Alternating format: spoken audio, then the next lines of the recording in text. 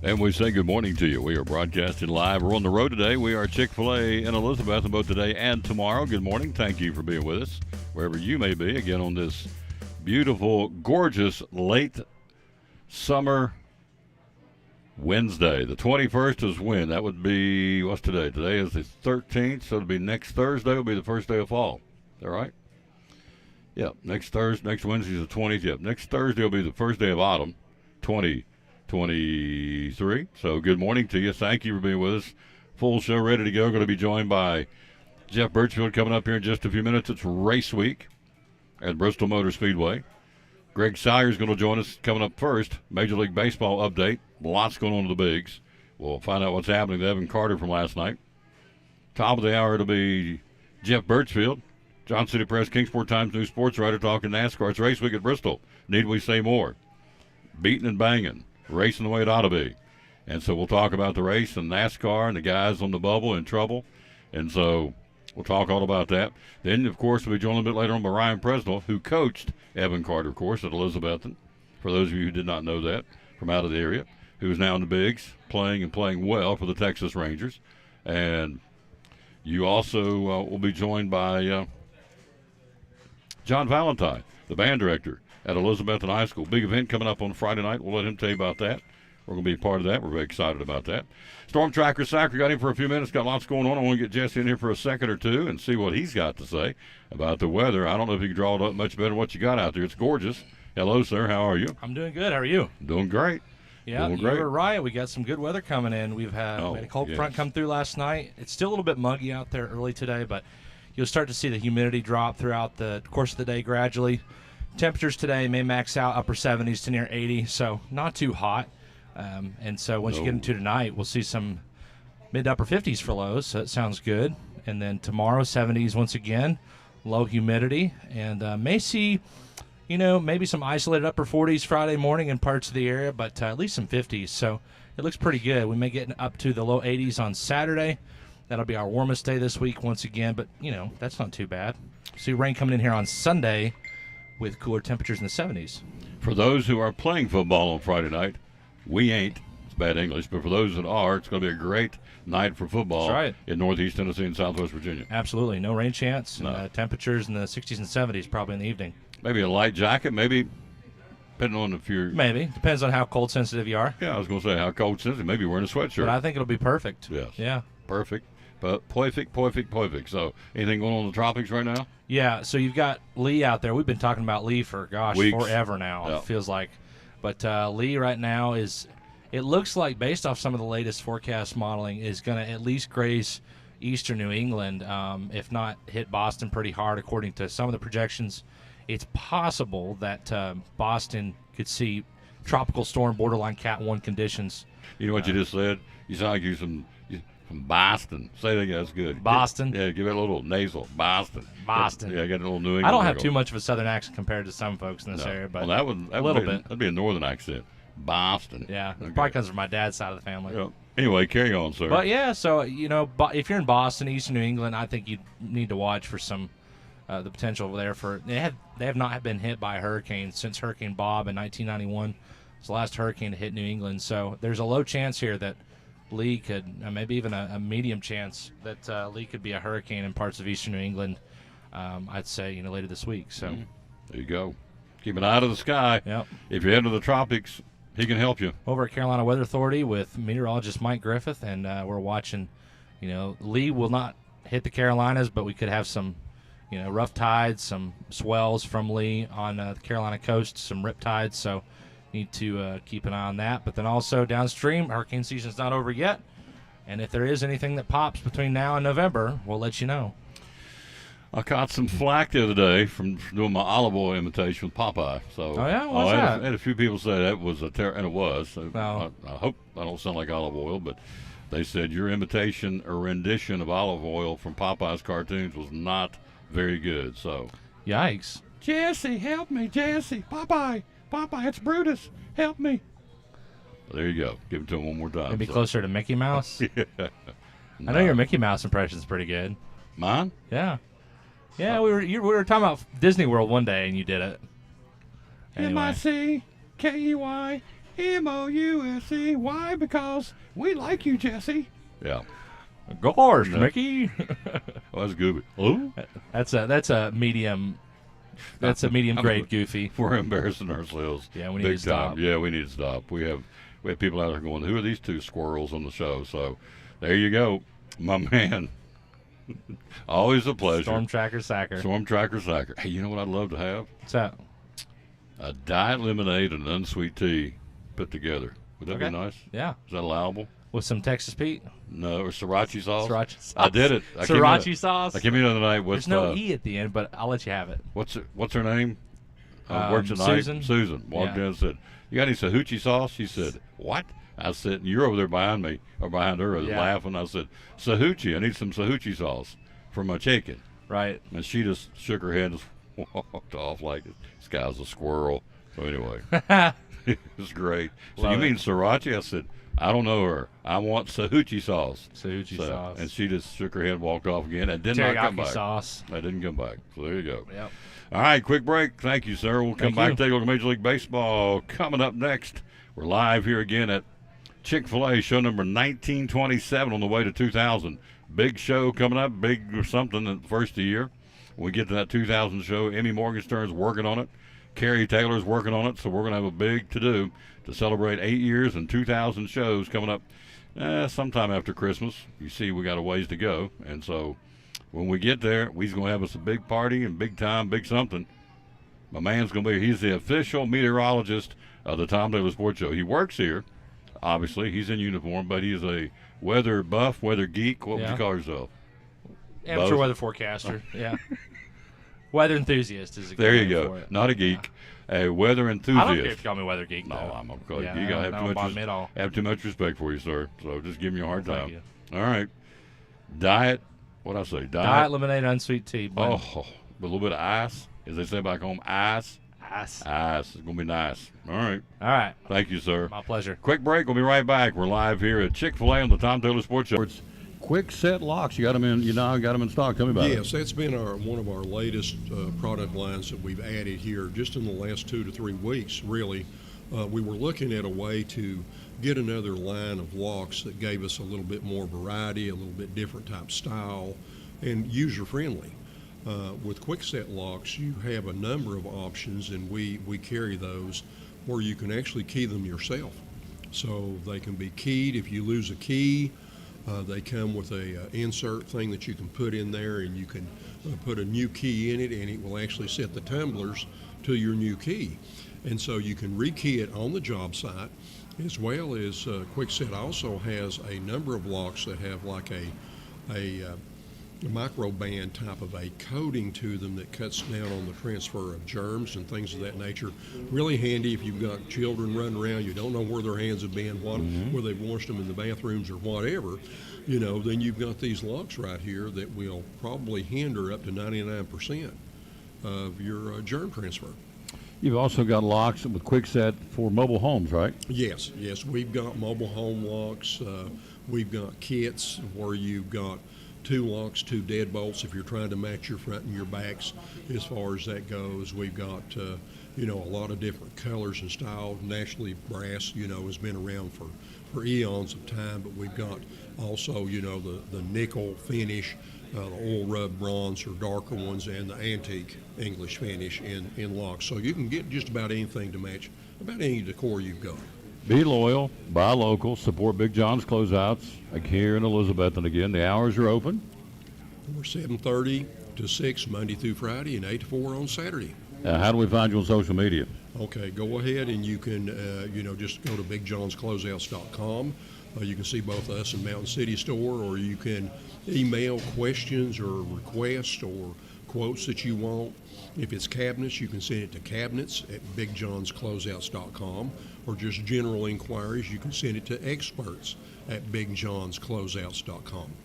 One of our great sponsors, I preach it every day, be loyal, buy local, support the local folks. It's a local mom and pop company. He's the owner, Mike Barnett, Big John's Closeouts here in Elizabethton, and we appreciate them very much being part of the Tom Taylor Sports Show and Cyclone Sports.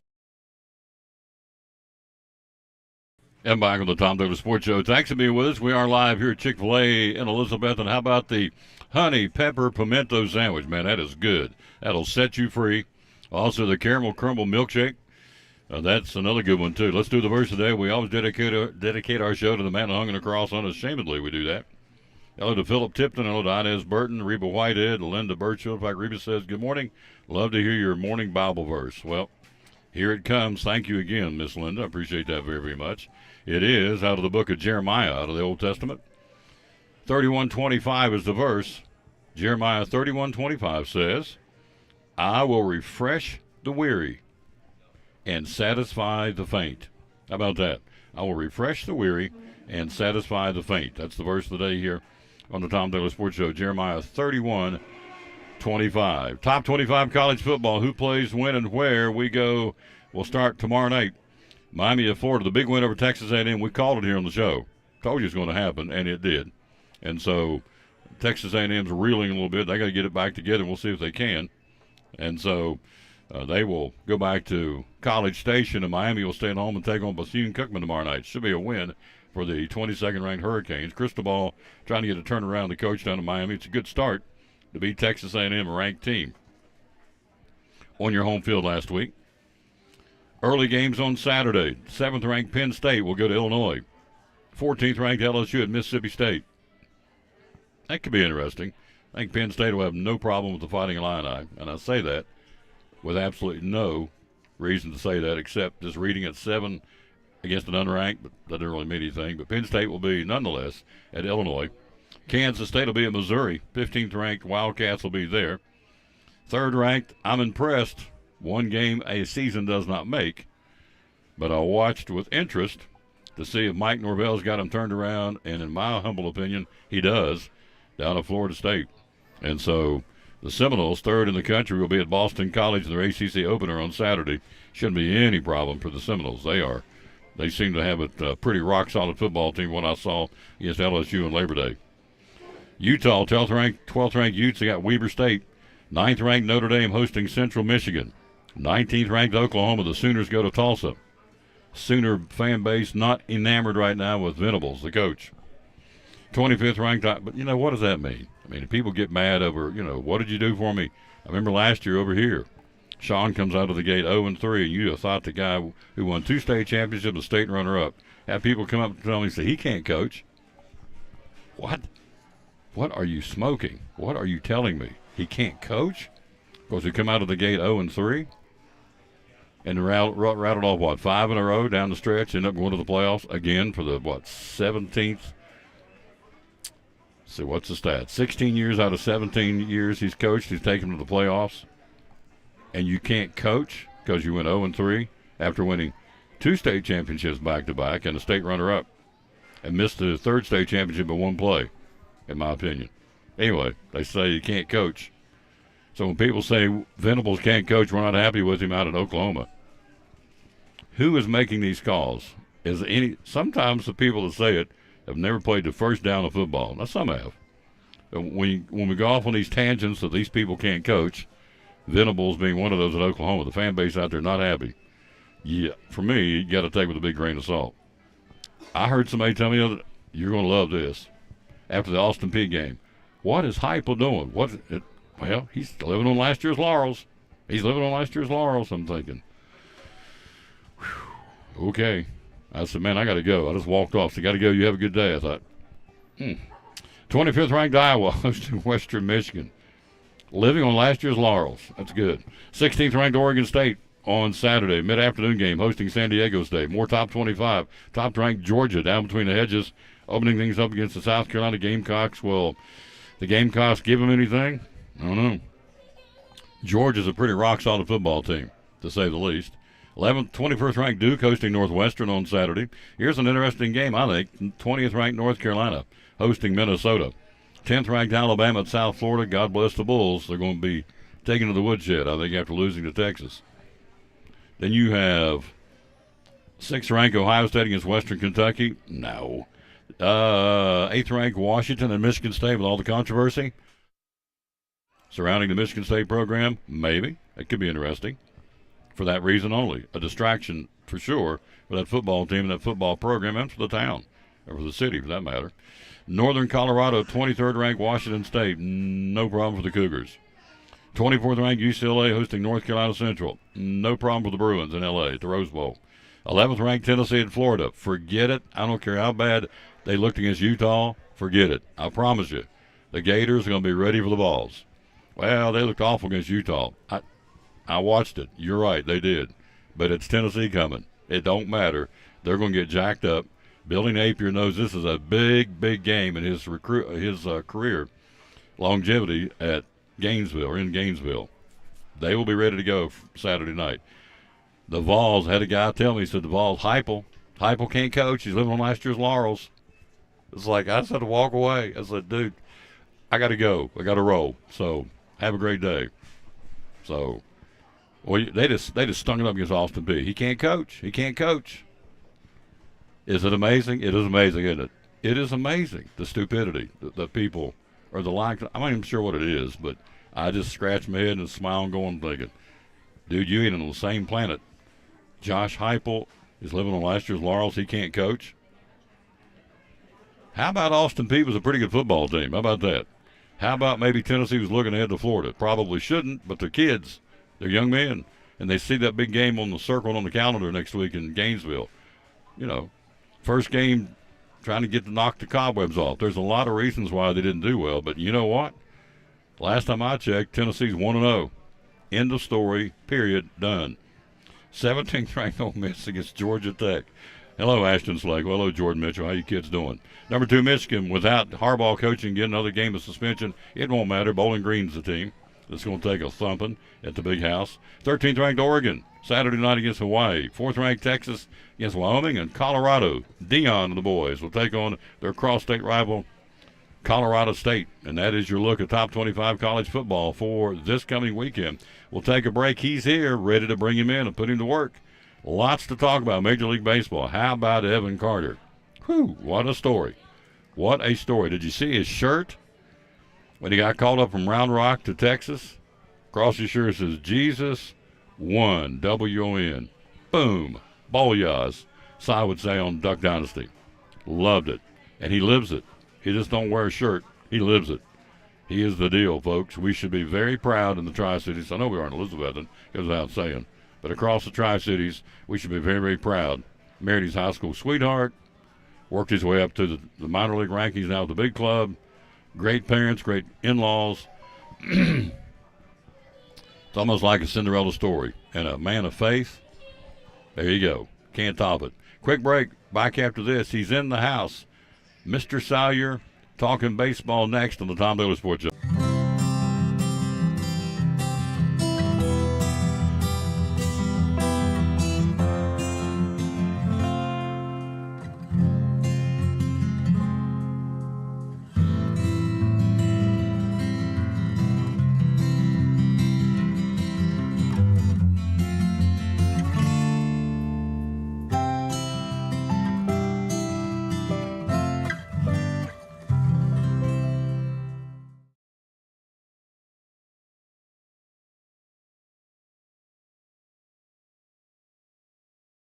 Cyclone Sports and the Tom Bailey Sports Show. What all do you have here at the Jewelers Bench? So we carry an assortment of items. We've got Watchwise, G-Shock, Bearing, Citizens, Pearl-Wise. We do Imperial Pearl. I get some from a company called AGI, really great company. Diamonds, we do all kinds from Shaw Diamonds. We have lab-grown diamonds, Pandora, do carry classic imports, which is sterling silver items, and then sterling reputation, that's sterling silver items. PRO is sterling silver, diamond, 14 karat yellow gold. Spidell watch bands, stuff from Equity Diamonds, just a wider range. Jewelry repair, do a lot of that, of course. And jewelry cleaning, all that available here again as we are here at the Jewelers Bench. And so social media, how do we find you? So Facebook and Instagram. And then website is jewelersbenchtn.com. One of our great sponsors, Cyclone Sports, the Tom Dillon Sports Show, the great folks at the Jewelers Bench.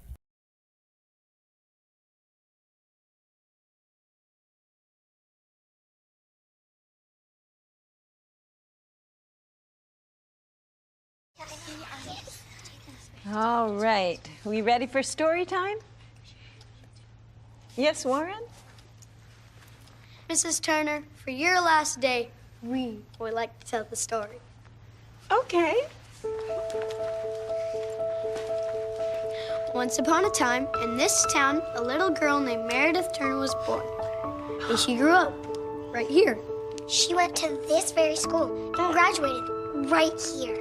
She went away for a short time to learn to be a teacher. But she came back to teach right here. She got married and raised a family right here. Our moms and dads had you as their teacher right here. And we do too. So right here, we'd all like to say, We love you, Mrs. Turner!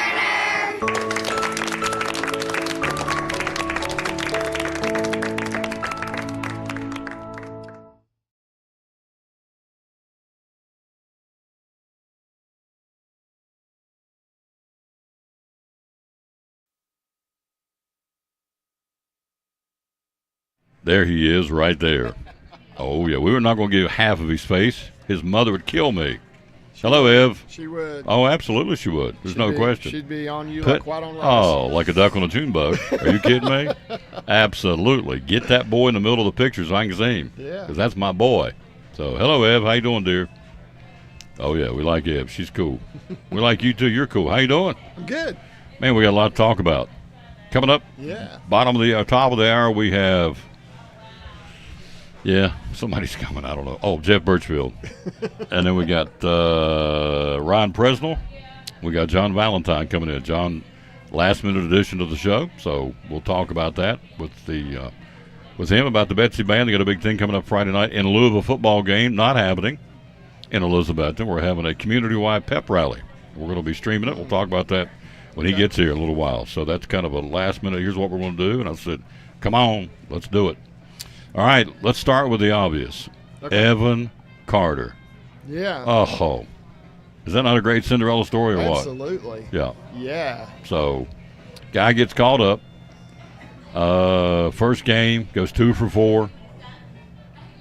Stole a base. I don't have the stats in front of me. Yeah, he stole a base. Stole a base. Got a hit in his first at bat. First at bat, got a hit. Yep, stole a base. Then he played over the weekend. Then they're running together. What night was it? Monday night he hit his first home run. And threw a guy out at the plate. Threw a guy out the plate. On a seed. From left field. Oh, yeah. baby. From about medium left field. Yeah. He threw a guy out at the plate. Threw him out at the plate. I remember this kid's 21 years old. He's from Elizabeth and Tri-Cities. We ought to be going nuts over this. I am. I don't know if anybody else is. You met me. I'm telling you, when he's in town, I beat this drum every time we talk about this kid. He will sit here and you would never know. You would know if he works at Walmart. You don't know if he's working back here. You would never know the guy's making buku's money, playing in big league baseball now with the big league at the Texas Rangers. You would never know it. He's that humble of a guy. And the old saying, Ricky Skaggs had a song, "Don't get above your raisin." He ain't got above his raisin. So, good man. Evan Carter, last night he went in and played in left field and got a stolen base and scored a run for the Rangers, who all of a sudden are playing some really, really good baseball. They are. They're in.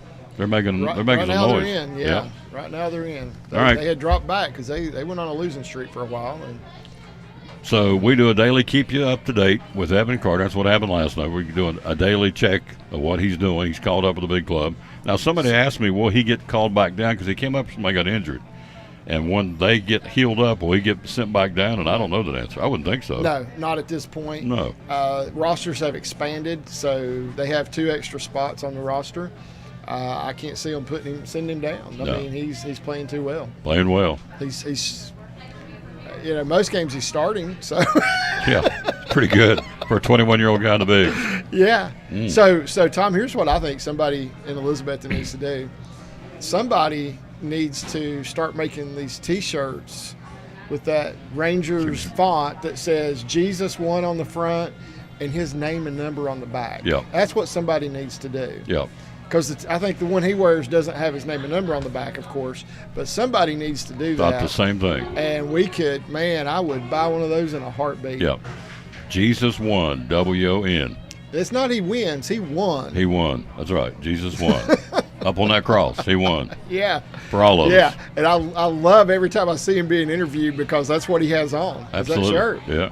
He makes no bones about it. Yeah. So you're talking about the Lord using somebody as a Cinderella story. Mm-hmm. Watch him get in the playoffs. Watch him go way deep and watch him be some kind of a hero in the playoffs. I do too. So.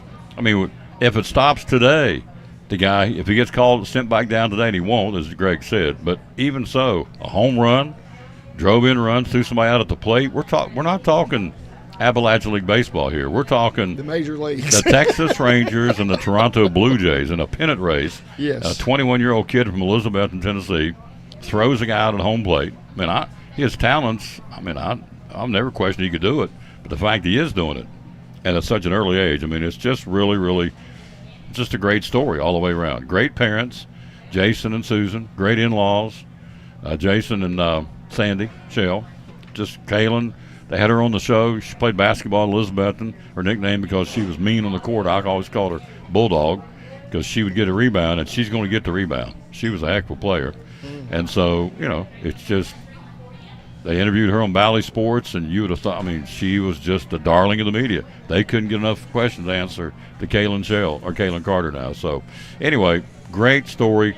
We'll keep you tracked every day on what's going on with Evan Carter, but he threw a guy out at home run's pretty impressive, but to throw somebody out, because at the bigs, the speed of those guys is a whole lot better than AA, AAA. These guys can fly, and he threw him out. Yeah, so. And the home run was a shot, too. It wasn't one of those majestic home runs. It was like a line drive shot. So You'll like this. Ev, you'll appreciate this right here. So sometimes when I'll call a home run or I'll call a touchdown pass in my travels, I'll say to it like a clothesline, which is a straight shot. Yeah. I've had people ask me, young people, what's a clothesline? I'm thinking. So I've had to change it because the young people ain't never heard of a clothesline. Us older folks, I used to, we had stories on that deal. I'll tell Ev will enjoy my clothesline stories here at the end. But now I've switched and said thrown like a laser, because they understand a laser. But the young people don't get clothesline. That's what this was. A home run's like a clothesline. Yeah. Straight shot out of there. Yeah. Yeah. So it was. We had a clothesline in our yard when I was a kid. You want to hear the story? My mom still has. So mom still has a clothesline in her basement.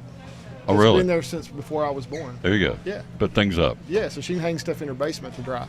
You want to hear the story? Let's hear the story. Hear the story. Here's the story. All right. I was in charge at a young age of gathering in the clothes, which I thought was pretty cool. We had 4 or 5 clotheslines, probably went from here to the front counter. We had a lot of clothes, had a lot of kids in the family, a lot of clothes. Tom was in charge of bringing in the clothes. They would come in from school. She'd wash that afternoon, hung them out to dry. I get in from school, and my duty before dark, before the dew sets, everything gets wet again, get the clothes off the clothesline. Okay. Well, we had a lot of birds around there. Uh-oh. Oh, yeah. So the birds would frequently, as they flew over, drop their business on the clothes. Yeah. So I thought, here's what I'm going to do. I'm going to fold those up, put them down on the bottom. So she gets to the sheets and the pillowcases and the blanket, whatever's out there hanging, and she has these red berries, the birds pooped, on the clothes. So old Tom thought, I'm going to be smarter than that. I'm going to put them down there where she won't see it, because she'll make me leave them out there and hang them out, and I have to go out there and get them after supper, or she'll have to rewash them and hang them back out again. And I didn't want to take them back in twice, because I want to go play ball with the boys. I just packed them down underneath the clothes basket. Well, but virtually every time she knew it was coming. Tom! Here downstairs, sorting the clothes downstairs in the laundry room. Tom! I knew I was in trouble, so I had to go down there. And it never worked, because I had to go back. She rewashed them, and I had to go back out and get them again. Yeah. I never learned. I was so dumb, I didn't get it. But the other part is, the old-fashioned, I guess there was 2 kinds. There was a kind that had a little spring to it, yeah. clothespins. Yeah. There's one just a wooden one. Real old kind. Oh, you put those in a slingshot? Yeah. Oh, I wore my brother's out. With that clothespin, that's like a missile. Yeah. You take the 2, shouldn't tell this, somebody may do it, but that's all right. You take the 2 wooden pull back on the slingshot, let it go. rat-a-tat-tat on the back of my brother's back. Yeah. Hit him upside the head. Oh, it was good stuff. They were missiles. So, growing up in the hills of West Virginia, there you go. Stories. Yeah. I got slingshot stories too. Do you really? I do. Did you do things bad? You got in trouble. I can tell how you rolled your eyes. So I got a slingshot one time at the drugstore. Get it home. I'm just out in the backyard minding my own business now, okay? Just picking up gravel out of the yard and shooting at the trees and stuff like that. And then the neighbor boy from behind comes outside and he says, I bet you can't hit me with There you that. go. Redneck. And I said, I'll bet I can. He said, I bet you can't. The first shot, I just about put his eyeball out. I hit him right there. Good for you. Pinged him. Yeah, I owned that slingshot for almost 20 minutes. There you go. Oh.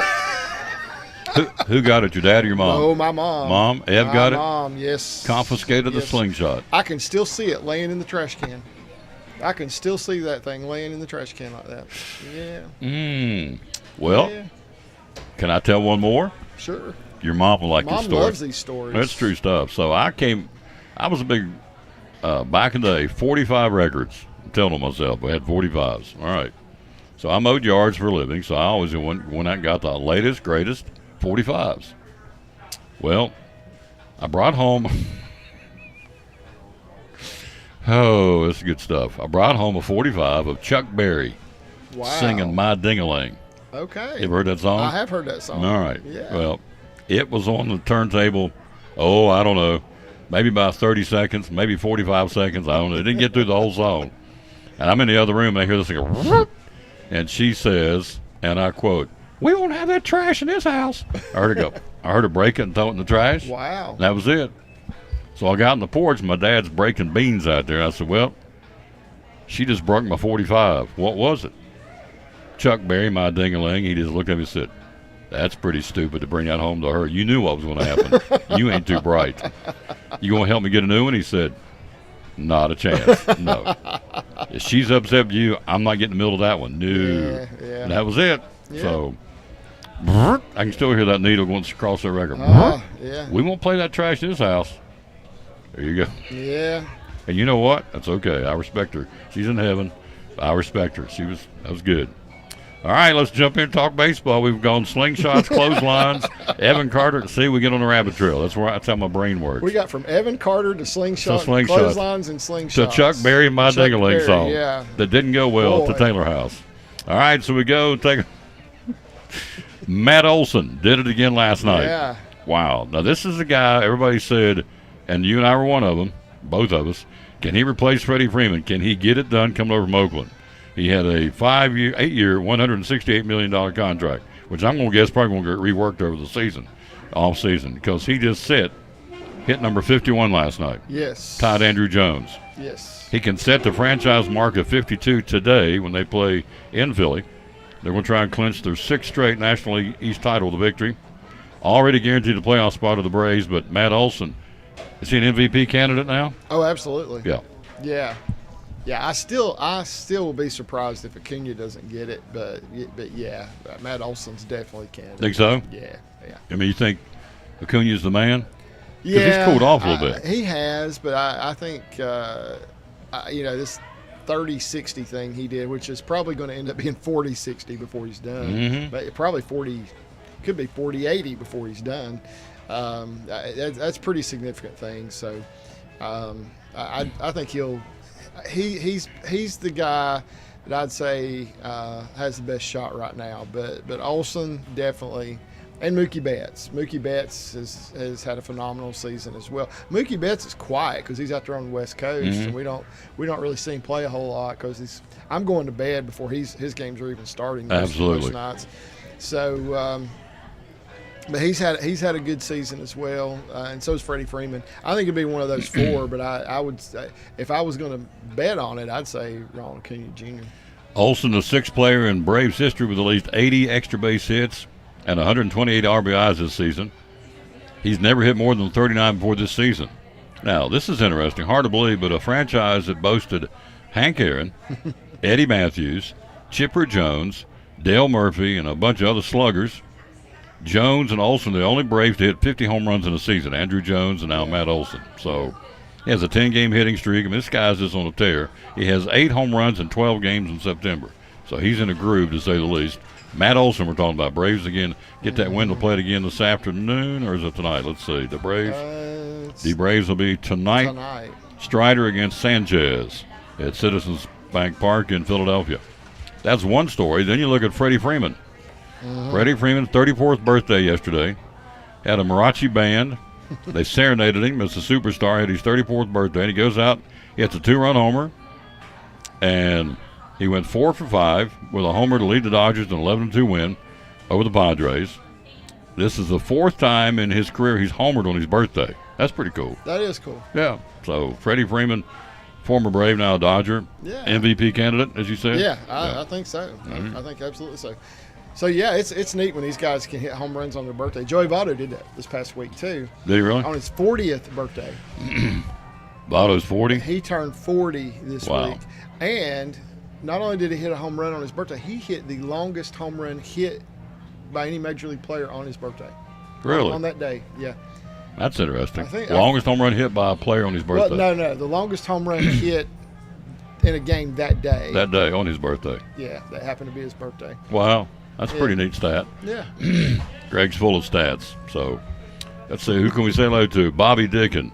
We know him. That's the Gator Bobby. Man. I spent time with Bobby yesterday. Bless your heart. He's a good one. We went to the Joe Gibbs Pro Breakfast yesterday. He told me the night before he was going to do that. Was that pretty cool? It was really cool. Joe Gibbs the real deal, isn't he? He is. He really is. Big crowd, I hope. Yeah, big Yeah. crowd. Anybody else up there? Any NASCAR drivers come over? Not that I saw. So he had a breakfast and he spoke. So He spoke, yeah. Gave a very clear gospel presentation, told his testimony, gave a good gospel presentation. Even had a time for response and everything. So, yeah, it was very good.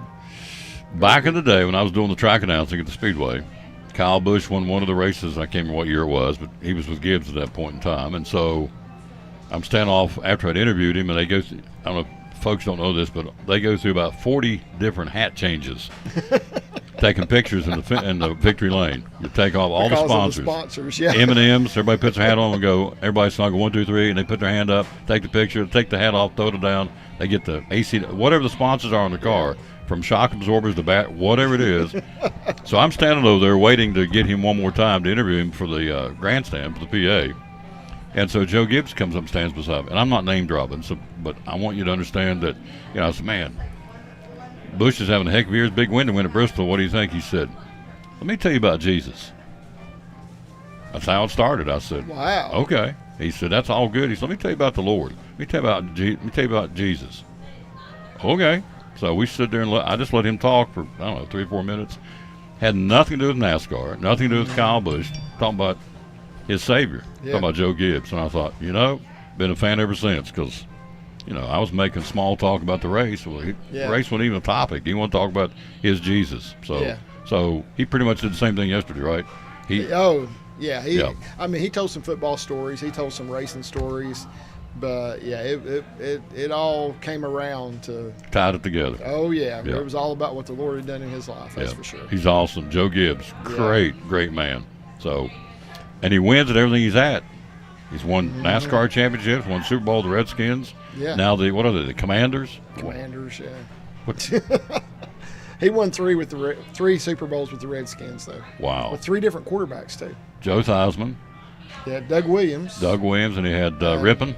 Was it Mark Rippon? I guess it was. I Rippon? was trying to think who the third one was, but I guess it was. Rippon, Williams, and Theismann. I think that's right. Yeah. All right, Major League. See, we get on these rolls. Hello, Charlie Hutchins. We get on these we go off the rails. But that's okay.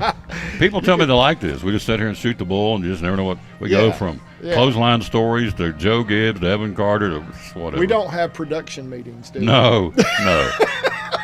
This is called spontaneous combustion. This is called winging it. What would happen if we ever did have a production meeting? It'd probably be the worst show we ever did. Oh, we'd bucket. We're going to talk about this. Our producer would sit down and say, we're going to talk about this, and we're going to, no, we're not. We're going to talk about slingshots and clotheslines and clothespins and Joe Gibbs. It's just what we do. It's how it rolls. And maybe some out there don't like it, but for all intents and purposes, I've been told folks love it. Just just a couple good old boys talking. So. Yeah. Let's take a look at the baseball standings. The Orioles have won 8 out of 10. They lead the Rays by 3. They play each other this weekend in Baltimore. That'll pretty much decide the East, won't it? It will. Yeah. It should. Boston and the Yankees have both been eliminated from winning the division now. They're both still alive for the wild card, but they were eliminated from winning the division. Toronto's elimination number 7. Tampa Bay's still 15, so they still got a good shot, but they're 3 games back. And they need to win at least 2 out of 3, I think, to have a chance. Hello to Krista Britt. What a nice lady. And I saw your son-in-law the other day at school, and he gave me that look. I said he broke it or fractured or something. His collarbone. He's out right now. Can't remember if it broke or fractured. Whatever it is, he's out, bottom line. He's in a sling.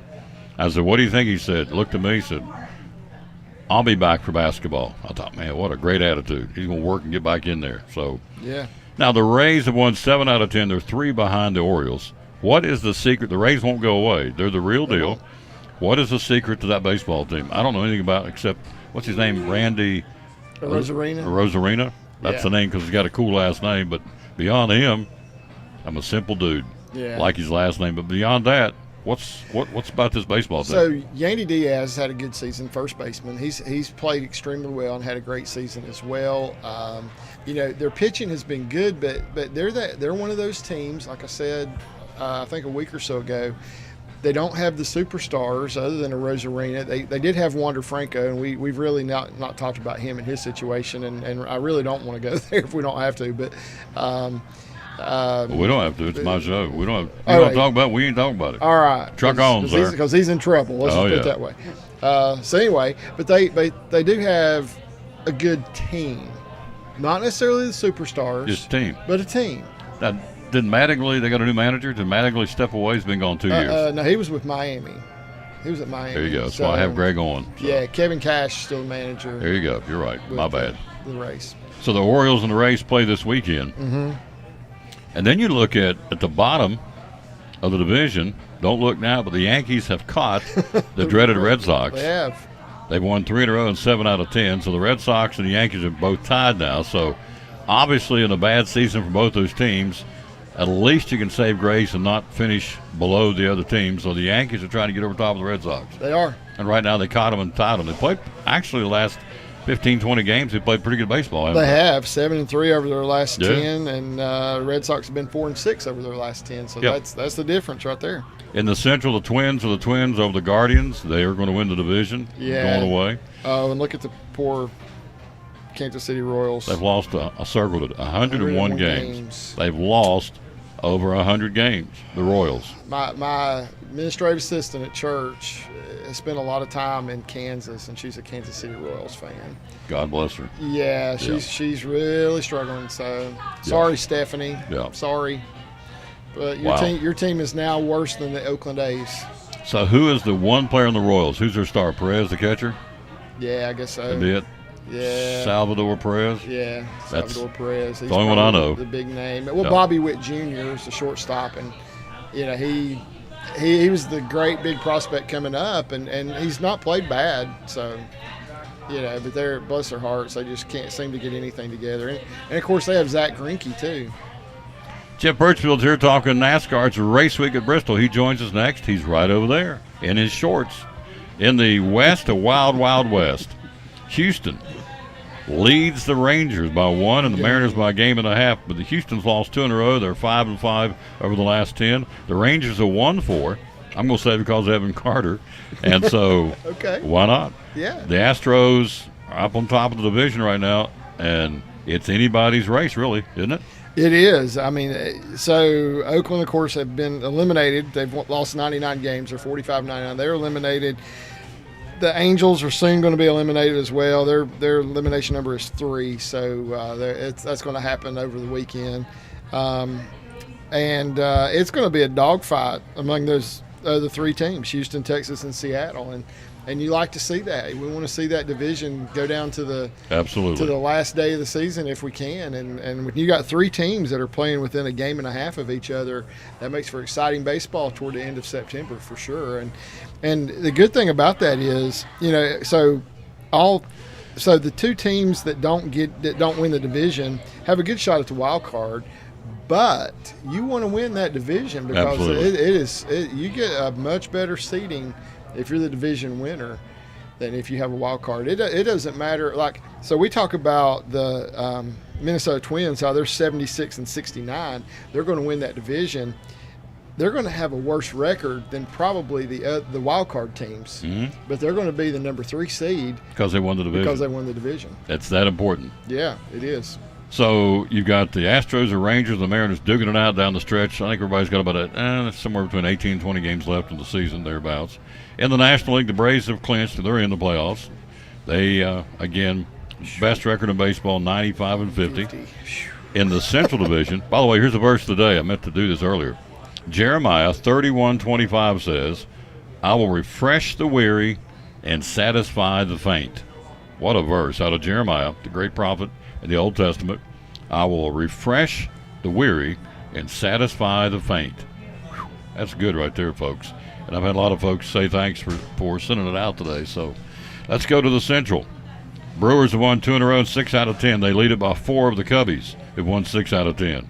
And then don't look now, but the Reds have won 2 in a row and 6 out of 10. So the Cubs and the Reds are battling for the wild card spot. And I guess an outside shot, if the Brewers lay an egg, they could win the division, but probably not, right? Yeah, probably not. I mean, Reds are 7 games back, Cubs 4 games back. Cubs have a shot. They really do. The Reds probably not going to win that division.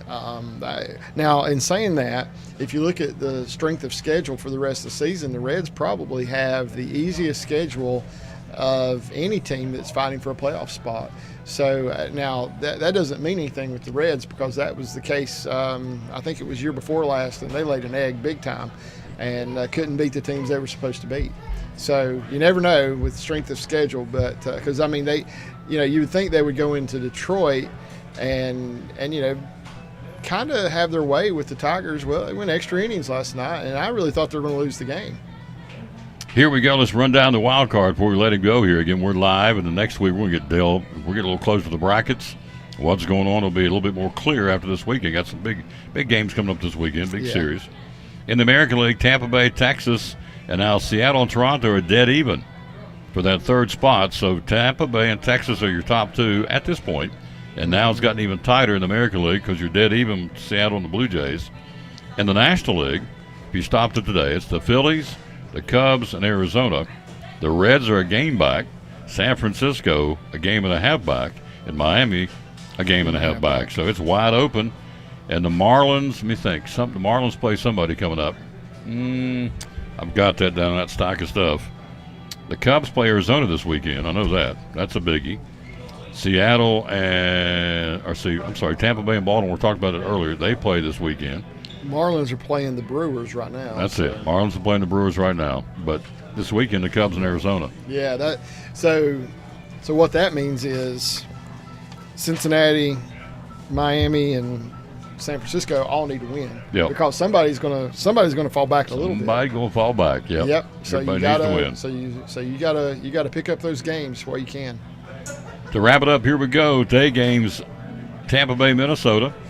Cubs at Colorado today. Cleveland and San Francisco. The Angels in Seattle.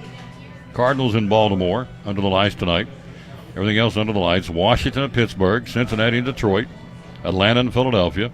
Texas, Evan Carter and the Rangers in Toronto again. You have the Yankees at Boston. Evan Carter's coach is here. We're going to talk to him in a while. Who coached him in Elizabethton. Oakland at Houston. Arizona the Mets. Miami, Milwaukee today. Kansas City at Chicago. And the Dodgers and the Padres tonight at Dodger Stadium. And that's a look at Major League Baseball. We covered it pretty good. We covered Freddie Freeman, Matt Olson, slingshots, clothespins, Chuck Berry, broken 45s. Did a pretty good job. Yeah.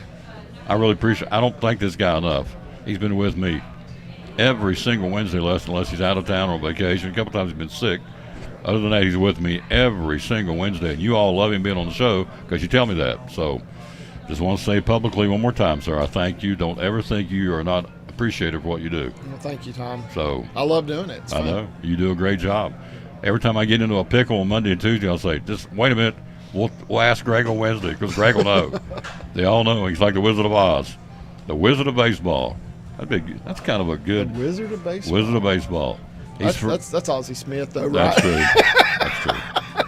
He's forgot more about baseball than I know. So, and a guy that's forgot more about NASCAR than I know is coming up next, and so we'll get him ready to go. See you next week right back here, sir. Yes, sir. Yep, we'll take a break. We'll be right back. He's here. He's ready. He joins us next.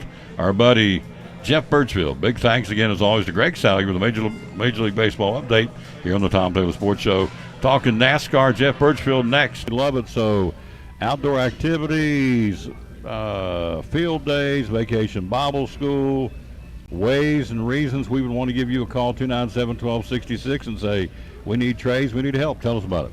Absolutely. We've got nugget trays for, lots of little kids running around, love nuggets. And then if it's a hot day outside, we've got salad trays and wrap trays and fruit trays. Good to cut the heat, especially here as it's getting warmer. So. 297-1266. How many different trays do we have? What did we say? 8? 8. I think 8. So we go through them. Nuggets, strips, mac and cheese, fruit, salad, wraps. We have sub trays, which are not on the menu normally, but you can get them as a catering item. Mm-hmm. What's the other one? Oh, cookies and brownies. Cookies and brownies. Desserts. There's your 8. There you go. Yep. 297-1266. If you have a meeting coming up, you need coffee, lemonade, gallons of this, gallons of that. Tell us how you can help us.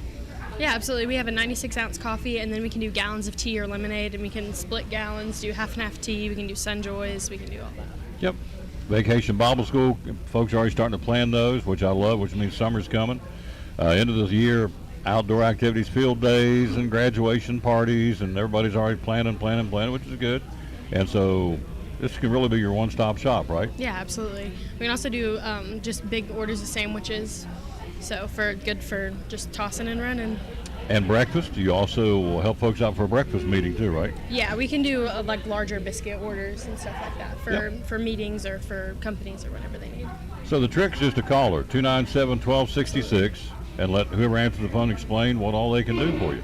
Just that simple. So, and we can never go wrong with coming up Mother's Day and for any other time, a good old Chick-fil-A gift card that works wonders. Absolutely. Yep. Gift cards are easy and a good gift. Yep. We always talk about it at Christmas, which is understandable, but teachers like them, kids like them, anybody would like a Chick-fil-A gift card. Absolutely. And the monetary increment can be from 0 to whatever, right? Mm-hmm. There you go. Yep. All right. That's our buddy, Rachel Robinson from Chick-fil-A, one of our great sponsors here at the Tom Taylor Sports Show, and Elizabeth and Cyclone Sports.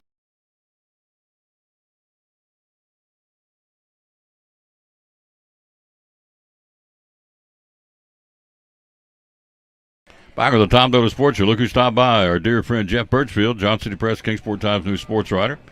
Good afternoon, sir. How you doing? Doing well, Tom. How are you? Good. Did you have a slingshot when you were a kid? We were talking slingshot stories a while ago. You had a slingshot, didn't you? I did. I never was worth a hoot with it, but I mean, guess if I'd been there, Goliath probably still been alive. That's good. That's good. So you never peppered anybody with anything with a slingshot? Because I did. Oh yeah, I tried to hit different things. I could hit like a sign or something like that, a little bit. But I tried to hit my little brother is what I tried to hit, and I did. So anyway, so that's. Yeah, he was talking with Greg. There was talking Evan Carter, but some of our other guys still in the major leagues too. Was mentioning Daniel Norris and Hunter Stratton and Landon Knack's right there on the verge of being called up. So keep forgetting about Landon Knack. Who's he with? With the Dodgers organization. Dodgers. Yep. There you go. So we got several. Norris with a big club. Stratton with a big club with the Pirates. Norris with the Guardians. Guardians. Yeah, the Redskins are now the Commandos. Cleveland's the Guardians, in baseball. And then you've got the obvious Evan Carter. And Hunter Stratton's with the Pirates. And Landon Knack is right on the cusp of going up with the Dodgers. Yeah, I mean, a lot to be proud of our local guys. They just, it says a lot about the coaching here. I'll brag on old Ryan Presswell here. So, but I mean, Ryan Edwards and, those guys, and Mike over at Sullivan East, just, a lot of great coaching in this area. Coming up, Coach Presnell joins at the bottom there, and also John Valentine, the band director of Elizabethton High School. In lieu of a football game Friday night, we're having a community-wide pep rally, including the band of the cheerleaders, because we don't have a game Friday night. You know all about that. Our next football game is next Friday at Sullivan East. So, all right, a couple of it's race week at Bristol, so I got him here. Plus, it's like I've been around the guy. I learned a lot being around him. I forgot about Landon Knack. So, see there, he's already enlightened me on what I should have already known. That's why we have him on. We appreciate that so much. And so special appearances. Your favorite NASCAR drivers are in town. You got Justin Allgaier with Food City, bringing him in with the number 7 Chevrolet Camaro for Junior Motorsports at the Blountville Food City tomorrow at 3:30. Joey Logano, defending points champion, Food City, Blountville tomorrow. No, I'm sorry, Friday morning at 11 o'clock. It's probably going to be about an hour, I think. First 150 people to get a wristband. You got to be there at 10 o'clock at the store to get the wristband. First 150. And, of course, the 151, 152 that don't get a wristband, they ain't happy. No, they don't get happy. It usually, they're not happy when they stand in line to get a wristband that they don't get because they ran out of them. So there. I think since you got that list, Food City sent another one out. The Food City in Bristol on Saturday. Ross Chastain's going to be up there. So. There you go. The Watermelon Man at the Food City on Euclid Avenue in Bristol. Well, no, it's the one off Volunteer Parkway. Volunteer Parkway, closer to the track. Okay. So it's right there. Right down from the track, as he said, Volunteer Parkway, Bristol, Ross Chastain, the Watermelon Man. That'll draw a crowd, won't it? Yeah, it should and stuff. And he's actually going to have the car he races some in the Xfinity Series there, which is sponsored by one of the watermelon companies. It's going to be there. And his family, they're like 8th-generation watermelon farmers now. I'm not there anymore. I gave him, I was up there for 20 years doing the public address announcing. So I'm somewhat detached from it. I mean, I want them to have a great crowd, but in your travels, because it's in September, is there a buzz in the Tri-Cities because it's race week? I think there is. I mean, I think it's been a bigger buzz this year than in a long time, actually. Last year the crowd picked up significantly, but if you notice the whole NASCAR circuit, they've been drawing a lot better crowds. So it seems like, after really a decade of the sport sort of on a downswing, it's really been back on an upswing the last couple of years. First race in the playoffs, or second race in the playoffs, in Kansas, winning at Tyler Reddick. Tell us about that race. Pretty good race? Yeah, pretty good race. It was one of those green-white checkered at the end. Tyler Reddick made a big move to the outside, and he dove all the way to the bottom of the track to make a winning 3-wide pass like of Eric Jones. And, he was like I said, it's a really good move, to end up winning the race and stuff. So, that put him, where he can relax a little bit heading into Bristol this week. It's the cutoff race. In trouble on the bubble. Martin Truex Jr., Bubba Wallace, Ricky Stenhouse Jr., Michael McDowell. We'll talk about those guys in a moment. Hello, Dixie McDuffie. Hello to Keith Barnett. Darren Silver over in Spruce Pine, North Carolina. Hello. Also hello to Jimmy Stout in Atlanta watching. Thank you, sir. Kyle Larson, Tyler Reddick. Both have qualified for the next round. You got Denny Hamlin, William Byron, Brad Keselowski, Ryan Blaney, Kyle Busch, Ross Chastain, Chris Buescher, Christopher Bell, Joey Logano, and Kevin Harvick above the cut. In trouble and on the bubble. 4 drivers are going to be eliminated after Bristol on Saturday night. Right now, it's not, but it would be at this point. Martin Truex Jr., Bubba Wallace, Ricky Stenhouse Jr., and Michael McDowell. Preview the race, sir. What do you think for Saturday? Well, one of those guys you're talking about the points is really surprising was Martin Truex Jr. as regular season champion, came into the playoffs tied with William Byron atop the standings and stuff, and he lost like 36 points last week. I mean, finished dead last at Kansas, so he really needs to win or at least finish top 5 probably to advance. Kevin Harvick's sort of sentimental favorite because, this being his last year and all that. And then Joey Logano's not too far up there. We're talking him the defending series champion, but really those Penske cars haven't been that great here the last few weeks. And so, Joey could be in trouble if he has a bad run at Bristol. Ryan Presnell joins us coming up next at the bottom of the hour. We're live here at Chick-fil-A in Elizabethton. Also going to be joined by John Valentine, the band director of the defending state champion Betsy Band will be here. Talk about the band and talk about what's coming up on Friday night at the stadium in lieu of a football game, the community-wide pep rally on Friday night. They should just go on to Bristol and watch the race. The Food City 300. That's going to be good. Xfinity race going to be a good race. Yeah, and of course, the big thing there, Dale Jr., making his first return to the car in like over a year. So let's break it down in the preview. We talked a little about the Cup race. Start with the truck race on Thursday night, which will be the UNOH 200. So what's going on in the truck series right now? Well, this is the first time ever that NASCAR has come to Bristol that all 3 races are part of the NASCAR playoffs as far as their 3 national series. And even before that, you've got the ARCA series race. And ARCA series sort of weird because they have the ARCA series points and they got the ARCA East Series points, and this is the last race for the East Series, so they'll determine their champion. But then the ARCA Series, a guy named Jesse Love's really been the hot driver in that this year. One guy's done probably better than a lot of people would have expected is Frankie Munoz, the actor who played Malcolm in the Middle, and he's actually, become a race car driver and pretty good one at that and stuff. Then you go to the Truck Series race, and we had Christian Eckes was over at Science Hill High School yesterday. I covered a thing over there, he and his teammate Jake Garcia, but Christian won the last race at Kansas. And then you've got, a lot of good competition there in the Truck Series. I mean, Carson Hocevar has been a guy's had a good year, and he's going to actually get to run the Cup race at this weekend for Legacy Motor Club. So it should be a really good race there, and doubleheader. You got 400 laps there on a Thursday night, so it's really a good deal as far as cost-wise and all. Yep, that's on Thursday. ARCA race and the truck race. Weather's supposed to be perfect this weekend for racing at Bristol. Then Friday night, the Xfinity Series. Dale Earnhardt Jr. is going to be there for the Food City 300, one of our great sponsors, of course. And so, preview that race. Pretty good race right now. Well, to be honest, of all the days of the week and stuff, Friday night's typically my favorite. Mine because too. I like the Xfinity race. Is typically a great race. Yep. And you have qualifying for the Cup Series. Earlier, once you get there a little bit earlier, there's a lot of activities going on around the track. I mean, just a really, really fun evening to be there at the racetrack. And like I said, the cost, is a lot lower than going to the Cup Series race, but it's, Dale Jr. is going to be there, but big thing there, it's the first race of the NASCAR playoffs for the Xfinity Series. And you've had John Hunter Nemechek's red hot. He just won his 6th race of the season at Kansas. But Austin Hill is, going to be, he was the regular season champion. He's got some local ties. A lot of his family's from Mitchell County, North Carolina, just right across the border here. So that's neat. So we've, got a little bit of a local tie there with him and stuff, driving the Richard Childress racing car. And then Junior Motorsports mentioned Justin Allgaier. Fans get a chance to see him. Justin's always a really popular driver, always a guy great with the fans and stuff. You get a chance to go out there and meet him at Food City in Blountville. No notes, folks. That's why I have him on. It's all up there in his noggin. This guy, love him, love him, love him. Him and Doug Fritz, Tanner Cook. I'm so blessed to have these guys on the paper. They do a great job. And they give you a lot of good information. It's all up here. There's nothing here on the page. This is all from from him following the sport. He's forgot more about NASCAR than you and I know, and I know that. And so that's why I have him on as often as I can get him. He's in high demand. And we appreciate that.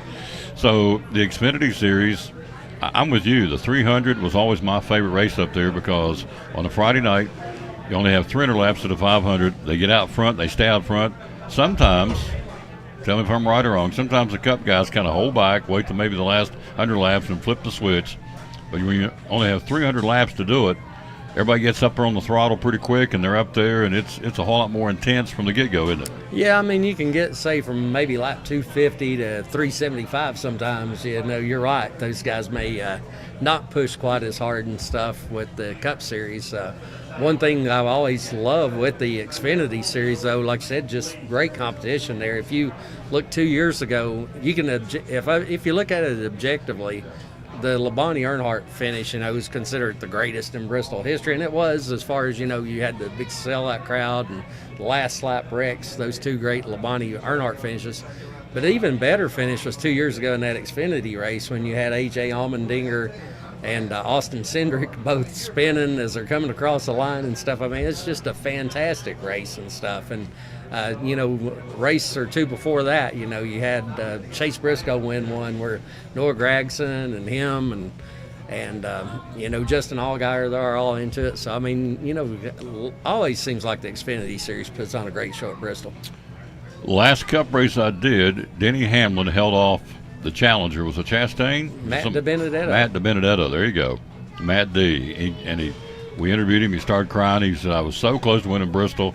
He was just emotionally spent after the hot, muggy night under the lights of Bristol. Denny Hamlin held him off and won the race. And so, what year was that? 2019, I'm thinking. And I know Matt DiBenedetto, he's actually going to be one of those who mentioned the truck race, going to be in there with. He drives for a team based here in Tennessee in Centerville. And then the thing with Matty D, that team just announced that he's not going to be back with the team next year. So that'd be big for him if he could win at Bristol. Oh, really? He's not coming back? No. Hello to Mike Simmerly. Thank you, sir, for watching the show. We're live here at Chick-fil-A in Elizabethton on a gorgeous, gorgeous late summer day.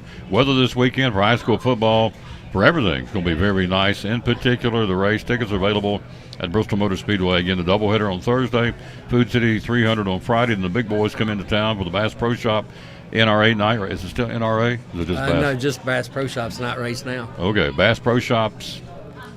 I was going to say Food City 500. That's the spring. Bass Pro Shops 500, I guess what you call it, right? Well, they just call it Bass Pro Shops Bass night race, but yeah. Whoops. The Bass Pro Shop night race coming in on Saturday. Tickets are available, of course, all the races. And I would anticipate big crowds. Are you hearing anything about ticket sales? Going to be a big crowd? From what I understand, the ticket sales have even been better than last year. And last year was a massive crowd, So it's great seeing the sport bounce back like that. And then you mentioned the weather. Now, one thing fans probably need to do, they probably need to bring them a jacket with them, for later in the evening. It's crazy. When you go up here for Speedway and Lights at Christmas and go down there on the infield, it's the coldest in the wintertime. For whatever reason, there's always a breeze. There's always a breeze up there anyway. But it's the coldest, for me, one of the coldest places in the world is down there on the track, the Speedway and Lights at Christmas time when the cold weather's in there, because that wind will cut you. So my point of that is we're not getting snow. But what I'm saying is he's right. May want to take a jacket or a sweatshirt because there'll be a breeze up there on the night races this weekend. So a little cool. So we'll be down in the 40s and 50s, which is awesome. So who do you like in this? I mean, here's the pressures on these guys. You've got, let's see, you're looking at Truex Jr. and Bubba Wallace and Ricky Stenhouse Jr. and, of course, Michael McDowell. The pressure's on these guys. They're on the bubble and they're in trouble. But who do you like up there to win this thing this weekend? I guess if I had to go with a couple drivers, you mentioned Denny Hamlin last race. You've covered he won. I think he's going to be tough. And I think Brad Keselowski, his teammate Chris Buescher's won like 3 races this year. And Brad's been right there, had not been able to break through. And he really probably should have won last year's race and had the late problem with the tire and stuff. So I think Brad due to break through and maybe win there at Bristol. Brad Keselowski, and you never can discount Kyle Busch, obviously, at Bristol either. So yeah, I like Brad Cakes. He's all about our veterans. He does a lot to promote our veterans and thanks them, and every chance he gets, and has the flag on the car. And so I'm always a big fan of Brad Keselowski because he remembers our veterans that made us a free and keeps us, made us a free country and keeps us a free country. So he's always about the military. Yeah, and that's not just a sponsorship deal. He's really, truly passionate about that. I know a guy was served in the National Guard with and stuff, and we had a function one time in Bristol Motor Speedway, and instead of sitting over there with us media guys, he sat with all the veterans. And I know my friend Charlie, like I said, I served in the Guard unit with, he spent a lot of time with him and just talked to him, and stuff. So it was, really meant a lot to him. The guys that battle up there all the time at Bristol, Kyle Larson, Kyle Busch, have had some great battles. I don't know if they're going to be in the hunt. I would think Busch should be in the hunt. He practically owns the track as far as wins, and we all know that. It's been well documented. Here's a guy, all the years I was up there, when he came on the circuit, he always ran hard, always ran well, but always ran into trouble. It's Chris Buescher. So he always was in there, and then something go wrong, you get caught up in traffic or whatever, but he handles that track pretty well. I'm going to go with Chris Buescher to win this thing this weekend. And Kyle Busch, it's going to be my 2 guys. Yeah, that's good. I mean, it'd be big for Chris if he could repeat, And we're just talking about the guys in the points. You still have guys like Chase Elliott, who I talked to yesterday, that, he's definitely a win this point of the season would be huge for that team. I mean, they missed the playoffs, but a win in the Bristol night race is always a big deal. They got it right. NASCAR finally put, in my humble opinion, the best track on the circuit in the fray for the playoffs, and they got it even better this time because, as Jeff alluded to, all 3 series have playoff playoff races this weekend at Bristol. The Truck Series, the Xfinity Series, and of course the Cup Series. So they got it right. It's the best track in NASCAR. It just beating and banging, the old adage, racing the way it ought to be. It's Bristol, baby, and everything you've heard, it lives up to it every time. And so under the lights on a cool September Saturday night with no rain, should be a great night for the fans. I'm seeing campers already starting to come in. I love it. Whether you like NASCAR or not, let me give you a quick, I'm going to preach just a second. Whether you like NASCAR or not, from a financial situation. This is an economic boon. B-O-O-N means good, big. This is a huge, huge thing for our economy in our region. Everybody knows the economy is a little shaky right now. We get that. But these folks come to town. They buy gas. They go to the grocery store, Food City. They go to places. When you got some downtime, go here, go there. They go to the birthplace of country music, go through it. There's lots of opportunities to do things. So when you see campers and people coming in out of state license, don't go, oh God, the race fans are here again, because they're bringing money, and it really, really, really is a shot in our economy. If you take these, I hope it never happens, if NASCAR ever pulls these two races, and I'm sure they won't, but if they ever did that, either one of them for that matter, one or both, it's a big vacuum financially. Am I right? Oh, definitely right. I mean, the thing is, the Bristol Night Race is the biggest single-day sporting event in the state of Tennessee, even bigger than any single, University of Tennessee football game. I guarantee you, Darren's watching over Spruce Pine. You'll see traffic over there coming across the mountain. You'll see him coming down 81. I don't think everybody knows that. I'm just saying, wherever they're coming in from. And one of the selling points about this area, I've heard it all those years I was up at the track. People say, everybody's just so friendly here. Everybody's just so friendly. And we are friendly. So that's one of our selling points, is that good old Southern hospitality. So yeah, my ex-wife's family was from Cumberland Gap, and they would always be amazed, all the campers on Sunday after the race, that go back through, going back to Kentucky and Ohio and Michigan and all those places. So will it be an inconvenience to most of us this weekend, the race traffic? Probably. Does it matter? No, because they're bringing money. And so, again, the more they spend on the entertainment dollar, the taxes, it keeps our taxes down. And I'll bone up on that and have that for you tomorrow. I'll be back here tomorrow here. But economically and financially, it benefits us and our tax base to have folks in here spending money. I guarantee it. So well, and beyond the money, a lot of times when they come to town, like I said, they talk about how friendly people are here. I know a lot of race fans that have made lifelong friends here from their trips to Bristol and all. And I know my real estate sponsors will tell you, David Collins will tell you, that when they come to town, they end up more times than not, they'll sell property to somebody who says, you know what, we'd like to move back here or just at least have a weekend place here. We want to buy some property. And so that happens all the time. So for a lot of reasons, just smile real big. If the traffic is cumbersome to you, take a back road that that they don't know, these out-of-town folks.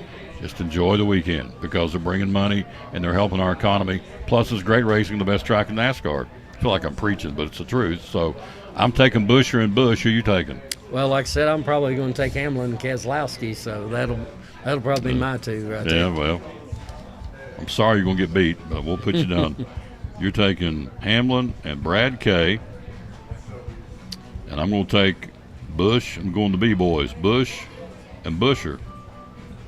So, and the Chase Elliott fans are going, are you crazy? And the Joey Logano fans saying, are you nuts? Now, are they celebrating Harvick's last go-around? They're going to do anything special for him up there this time? Yeah, and he and his daughter are going to be grand marshals at the Food City 300 Xfinity race on Friday night. So, Kurt Busch, to do anything for him? I don't know if they're doing anything for Kurt. I saw a press release, they were just talking about praising him and stuff, but I don't think I haven't heard anything like they're naming a grandstand or anything like that, Back in the day when I was there, I was in charge of the card flip. We did a card flip for Rusty Wallace in turns 1 and 2.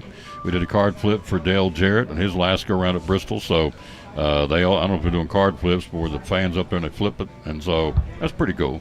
And so it was a neat experience to be up there around those folks. Yeah, you don't see Rusty very emotional a lot of times, but he was that day. That really meant a lot to him. Yes, it did. So, all right, that's what we got it set. We've set the table. 2 races on Thursday, a race on Friday, and the big boys in town for the race.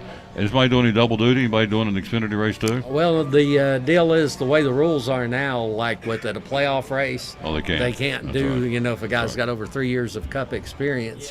One thing, though, besides just the racing, and you were talking, some people aren't even race fans, I still encourage them to go by the track and just hang out a little bit, because there's the stuff outside the track. It's almost like a little carnival or something. They have the rides, they have the people on stage, they have the axe throwing exhibition, or you can do the Axstone yourself, and then they do the Globe of Death where the guys riding the motorcycles and the stunt show. It's a pretty fun event overall. The Globe of Death. That's what I need to get into. Riding a motorcycle in a circle. Greg about spit food across the table. You want to see that? I was going to say that might be appropriately named if your me got in there. that might actually live up to its name then. Because sometimes they have two guys in it, don't they? Yeah, they have do. Two cycles going around in this big globe. That'd be me and Birchfield. Yeah, we'd be the. Slow down! Shut up! Get out of the way! You get out of the way! Yeah, we'd be in a fight in the middle of the globe. We'd be the crash of broken legs, probably. Birchfield and Taylor in the Globe of Death. Lord have mercy. That would be good stuff. So, anyway, love you, man. Thanks. All right, sounds great. See you next week. Here is Ryan Whitten and Whitten Huddle on the Tom Taylor Sports Show. Whitten Huddle, we want to create a positive atmosphere where all athletes can further develop their skills, whether it's strength training, speed training, football skills. We train all athletes of all different kinds from ages 5 through college athletes. We actually trained our first athlete for the NFL Combine, Cameron Coleman, this past year. We got basketball athletes, soccer athletes, baseball athletes. So just contact us, and we'll try to get your athlete to a higher level. Social media, how do we find you? Yeah, it's Whitten Huddle on Facebook, social media. It's WITTENHUDDLE. What about a phone number? Yeah, 423-707-5419. Just contact me, and we'll set up a private session. And then after those private sessions, you continue private session, or you can join the group sessions. Well, we're great sponsors of Cyclone Sports and the Tom Taylor Sports Show. Coach Ryan Whitten at Whitten Huddle. But you teach classes. You go all over the place teaching classes, all over the country. You've been here and there doing clinics and different symposiums and so on and so forth. Tell us about that. It's pretty special. Oh, it's we really enjoy it. It's something that I started doing with my dad, with him back when I first got out of school, and we travel all over the country.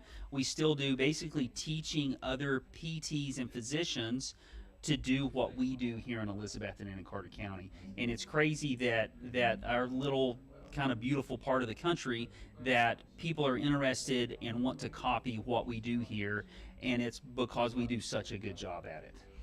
That's what separates them from all the other competition, because he's out teaching classes all over the place. And tell me some of the places you've been to do that. Oh, we've been to California, Oregon, all over the Midwest, into the Northeast. And the really interesting people that we're teaching are the military PTs, because of everything that the military is allowed to do. There's not the insurance restrictions that we have here on the civilian side. So it's interesting to see the PTs that are able to do these amazing treatments coming to us to say, hey, how do we do what you do to make sure that our servicemen and women get the best treatment possible? That's awesome. That's the reason why you need to come to Physical Therapy Services if you have a problem, and he's going to tell you how to do that here in just a second, the social media. But you look now that, they come all the way, they go all over the country to teach PTS's theories, if you will. So it's not just a local, it's not just a regional, it's a national company, Physical Therapy Services. So if we need your help, how do we get a hold of you? Hey, give us a call at my office, 543-0073. You can call us at our pediatric office, 543-2215. You can also reach us on social media on Facebook, Physical Therapy Services. We'll be happy to help you out however we can, and if we can't get you better, then we'll point you in touch with the right people that can. You got it. One of our great sponsors here, Cyclone Sports and the Tom Taylor Sports Show. Love promoting Dr. Smith and his great folks at Physical Therapy Services.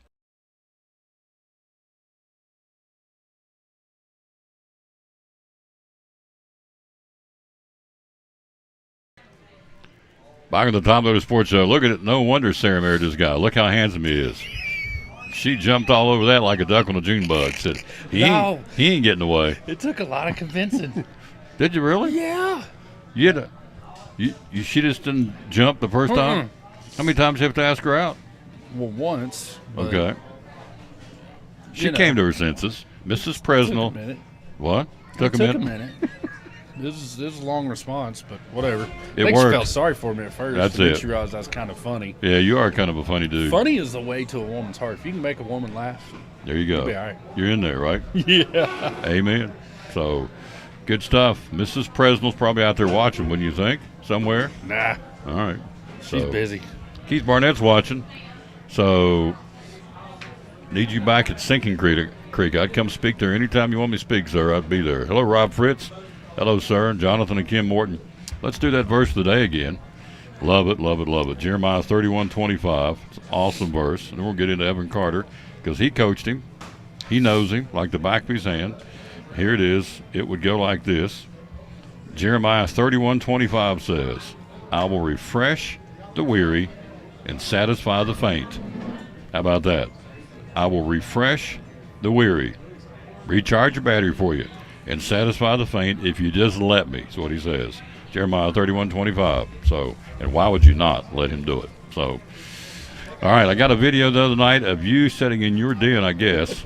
Yeah. And the Presnell clan was all centered around the television watching Evan Carter, and it was priceless. I got to get Carrie, see if she can get that up there so we can replay. The Presnell's going bananas. It's awesome. It was awesome. Over Evan Carter. I mean, what a story. Take it. Yeah. You know the kid. You've coached him. You love him. He's here in town. When he comes in town, he's right there down at the field working out. He's just take it. You take it. I'm going to steal your thunder. Take it. Yeah, I sent him that video. Oh, did you? Oh yeah, because you wish every day could feel like your first base hit, but it can't. Mm-hmm. I told him on a tough day, just watch this video. Because it was.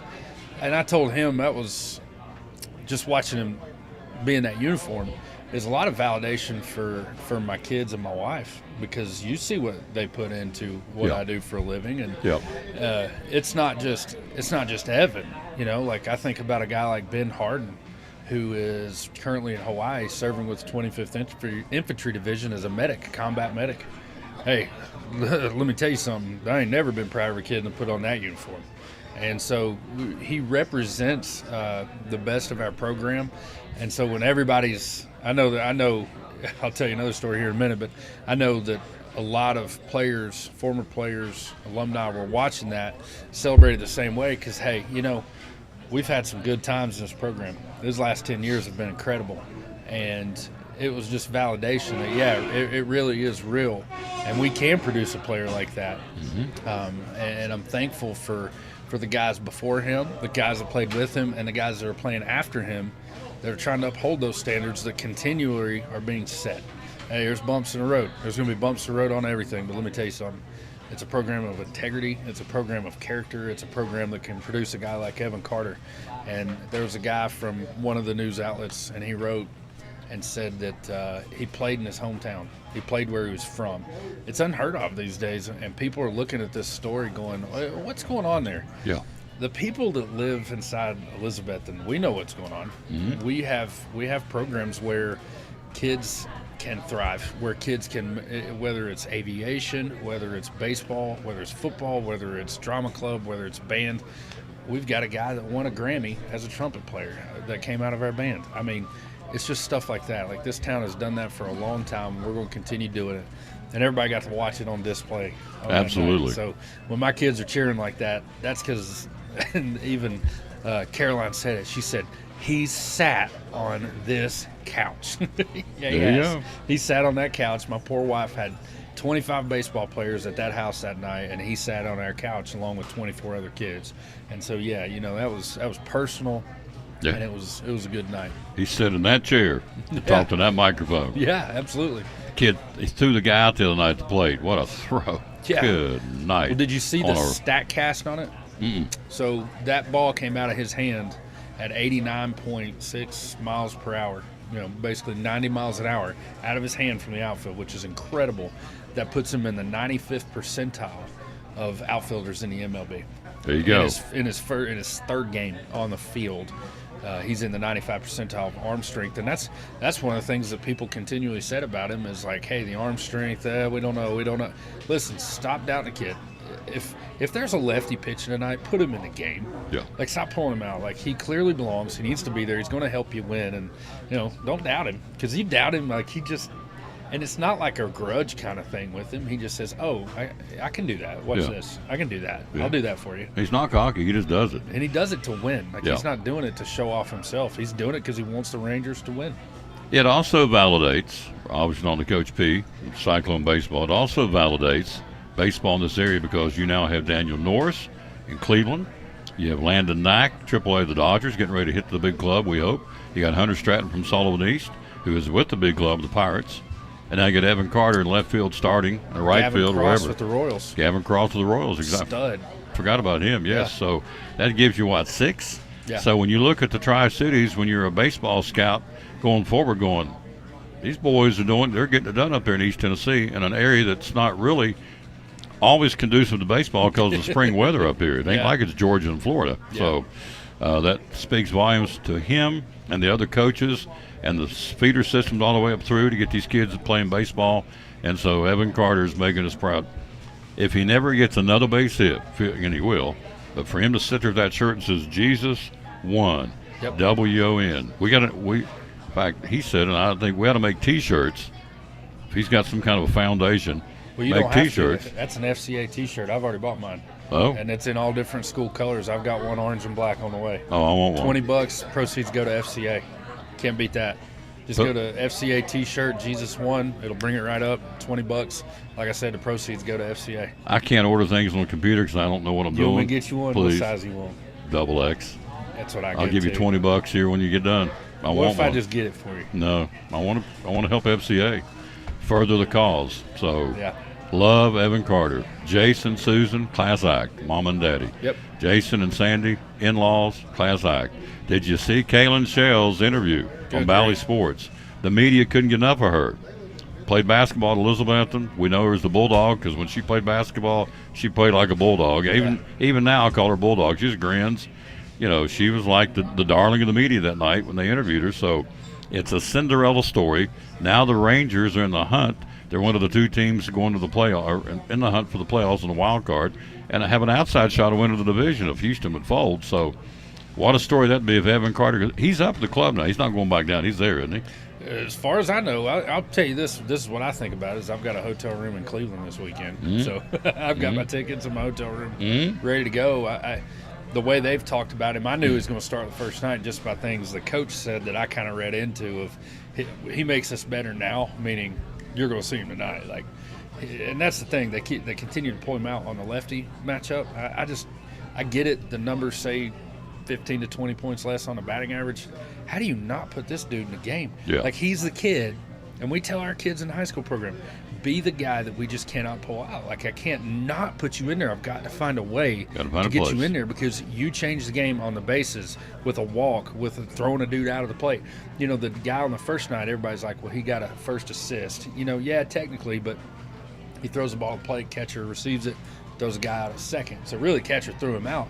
But if you watch that throw, it's really impressive because it hit the catcher right in the chest. If that thing's offline, and that's why the runner went, because rarely does somebody put that throw in the chest. On the money. You know, golly, we preach that in the program so much. Is like, when you do little things like that, do them correctly. You know, and we focused on outfield work so much. I don't know if you've noticed or not. We've always got really stinking good outfielders. We just coach the heck fire out of it because it's so important. Because when you've got the opportunity to throw somebody out and you throw somebody out, like, that's a game changer. Mm-hmm. That turns that game on its head, and you've got a guy who can turn an MLB game on his head, and he's too young to care that they're independent rates. He's like, oh, this is cool, this is great. At 43, you and I'd be like, oh, I'm so nervous. Like, he's just like, I just want to play ball. This is fun. Came off the field after that home run. He smoked that home run. Cool. And just went in and went in the dugout and was high five like he was been there, like he's expecting to do it, and he is. Yeah. He is expected to do it. He's doing it. He expects it to happen.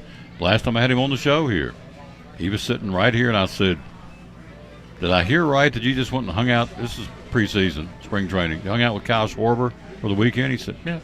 Kayla and I went up and kind of hung out with him and his wife for the weekend. I'm thinking, okay. Just kind of hung out at the house, grilled out steaks, talked a little baseball, worked out. Clearly he belongs there. You know what I mean? Like, So he's just great guy, great young man, great family, great in-laws. Just the whole Cinderella story. It's all about it. It's very awesome, and I'm going to go gaga about it every day. We'll keep telling you about it. So if you don't want to hear about Evan Carter, then don't watch the show because you're going to hear about Evan Carter. If Landon Knight gets in there, Hunter Stratton, Daniel Norris, who was the other one, Gavin Cross, any of these guys get in from the Tri-Cities, I'm cheering for all of them. I bleed orange and black, but I'm for everybody because it is so hard to get there and stay there, and he's there, and he's earned it. So kudos to Evan Carter. Now, Jonathan Valentine's coming in a few minutes, the band director from Betsy. because we don't have a football game tomorrow night, or Friday night rather, but we're going to have a community-wide pep rally involving the band and the cheerleaders, a bunch of things here at the Citizens Bank Stadium, in lieu of the fact that there's no ball game. There's no ball game because there was nothing in place to mandate teams play at a certain time to get the game behind you. So we're playing games on Thursday this week. Boone and Morristown West in particular knocks us out of a game. So I talked to Coach P last night and said, why don't you do some homework? We don't have anything in place in Tennessee for inclement weather. It's very obvious. It's just we all sit down and kind of figure something out because the TSSAA has not put anything into place yet. So I said, Coach P, get on there and be a snoop and find out, put on your snoop hat and snoop around and see what other states. Florida has tornadoes all the time and storms. Tornado Alley is considered Alabama, Mississippi. They have storm interruption, their games all the time. What, Georgia? What's their policies? Did you see? They don't have one. They don't have one either. Not that I can find. And that's interesting. Nor did Florida. Those were the two main states that I looked at. That's really interesting. It is, and gosh, every time TSSAA makes a rule, it causes big reaction, right? Like it's like throwing a pebble into a pond. There's going to be a ripple effect. I can't speak for TSSAA, nor would I try to. No. But looking at Georgia and Florida, and they deal with this a lot more often. By the way, you want to know what I really think the issue is? Stop playing football in the summer, push the entire sports calendar back a month, right? And let baseball play in the summer. What's wrong with baseball playing in June? Come on, high school? Absolutely. Make it a fall sport? Push everything. Make football a fall sport. Why are we playing football when it's lightning? Why are we playing football when it's 96? So you're take baseball, take it out of the spring, put it in the fall. No. Just push the NFHS sports calendar. So week 0 is, I got you. Okay. You're going to push your week. So instead of starting practice on July 4th, start practice on August 4th. Got you. Does that make sense? Yeah. And just push everything a month. People say, well, we can't play school sports in the summer. Play football in the summer. Well, it's at the front, and those kids will already be graduated. Who cares? The insurance will still cover them. Like, let's play baseball in June instead of February. What do you think about that? That's interesting. That's a nationwide conversation, but that's interesting. It is interesting. Mm-hmm. You spend enough time on a baseball field in February, you'll be thinking freezing your tail off. Oh my gosh! But anywho, looking at Hurricane Idalia, forced lots of rescheduling for Georgia, and their changes do go to their office. But it doesn't sound to me like anything's mandated, as in you've got to do it by this time. Looking at Florida, they're actually commented, this is a newspaper out of Jacksonville, or a TV station out of Jacksonville. They're actually commenting this story. It's a really good comment. It says, while there is no need to request approval from our office, being the Florida High School Athletic Association, staff will be available to assist by phone or email with any questions as weather permits. Please follow your school or district protocol while keeping in mind your opponent's school district protocol to ensure both teams are on the same page. So it's one of those. My mom always tells a great story about when she was little, her and her brother, who's my Uncle Tony, little Peggy and little Tony, would get in trouble for fighting. They used to fight like cats and dogs. They're really close in age. And my papa would put them on the couch and make them hold hands. That's what these athletic associations are doing. So they sit on a couch and hold hands. And they're counting on these schools to do the right thing, to consider each other before they make decisions.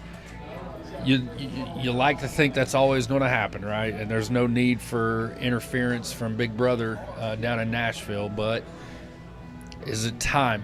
I'll tell you the flip side of that if you're TSSAA. So I want you to think about what would happen to them on Friday night should 25 different schools call and say, we need you to figure this out.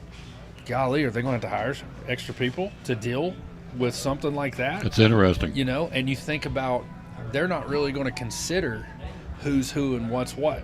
You know, Cherokee and Elizabeth can consider who's where and what's what. When can we play this? When can we reschedule this? What if there's storms forecast all the way through Tuesday? You know, what does TSSAA do? So they're trying to tell you to sit on the couch and figure it out. Yeah. And they want that to happen, and I think that happens most of the time. But when it doesn't, it gets really ugly, and it's not a good look for anybody involved in it. And you feel like there should be some type of appeal process, but for football, there's these contracts. And people can always look at each other and enforce that contract because it is a legal and binding document and say, well, you didn't live up to your end of the bargain. And then you've got to enforce a contract. You know, baseball's easy. You know, we just say, hey, well, here's an open date, we'll play. Or, hey, come to play at our place, and we'll come down there next time. You know, baseball's good at figuring this thing out. But, again, if you just go back to what I said at the beginning is why are we playing football in August? Why not play football in September? And by the way, Greenville, Morristown West are going to play. They're playing next Tuesday. They are going to reschedule their game. So I don't know what.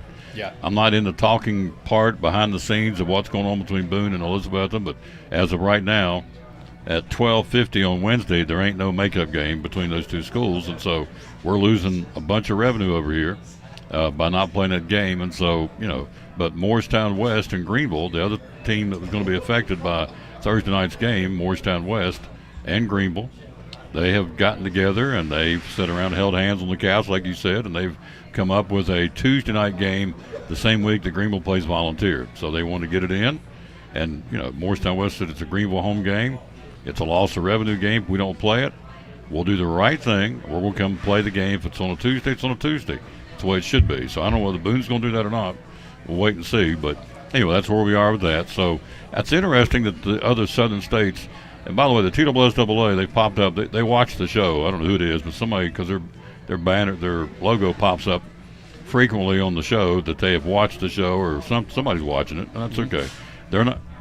I ain't got no quant. Well, all I'm asking to do, but now I got to step back and say, wait a minute. Yeah. If Florida and Georgia and Alabama that's not good English. They don't have a plan in place, and they have more weather-related situations down there with tornadoes and hurricanes than we do. Then, you know, I got to step back and give a pass to Tennessee too, because, you know, if they're not doing it, I understand maybe why we're not doing it, or maybe we can be the first to implement a situation. But just FYI, I'm not throwing off and making the TSSAA villains. All I'm saying is put something in place, because these schools, here's the baseball coach, he knows football's a money cow. It drives the sport financially for a lot of other sports in the schools. So when you lose a home football game, you lose concessions, gate, kids get the chance to participate, band gets a chance to play, cheerleaders get a chance to cheer. All that's gone if you miss a game. And so got to get it in there for a lot of reasons to get that game played. And so there you go.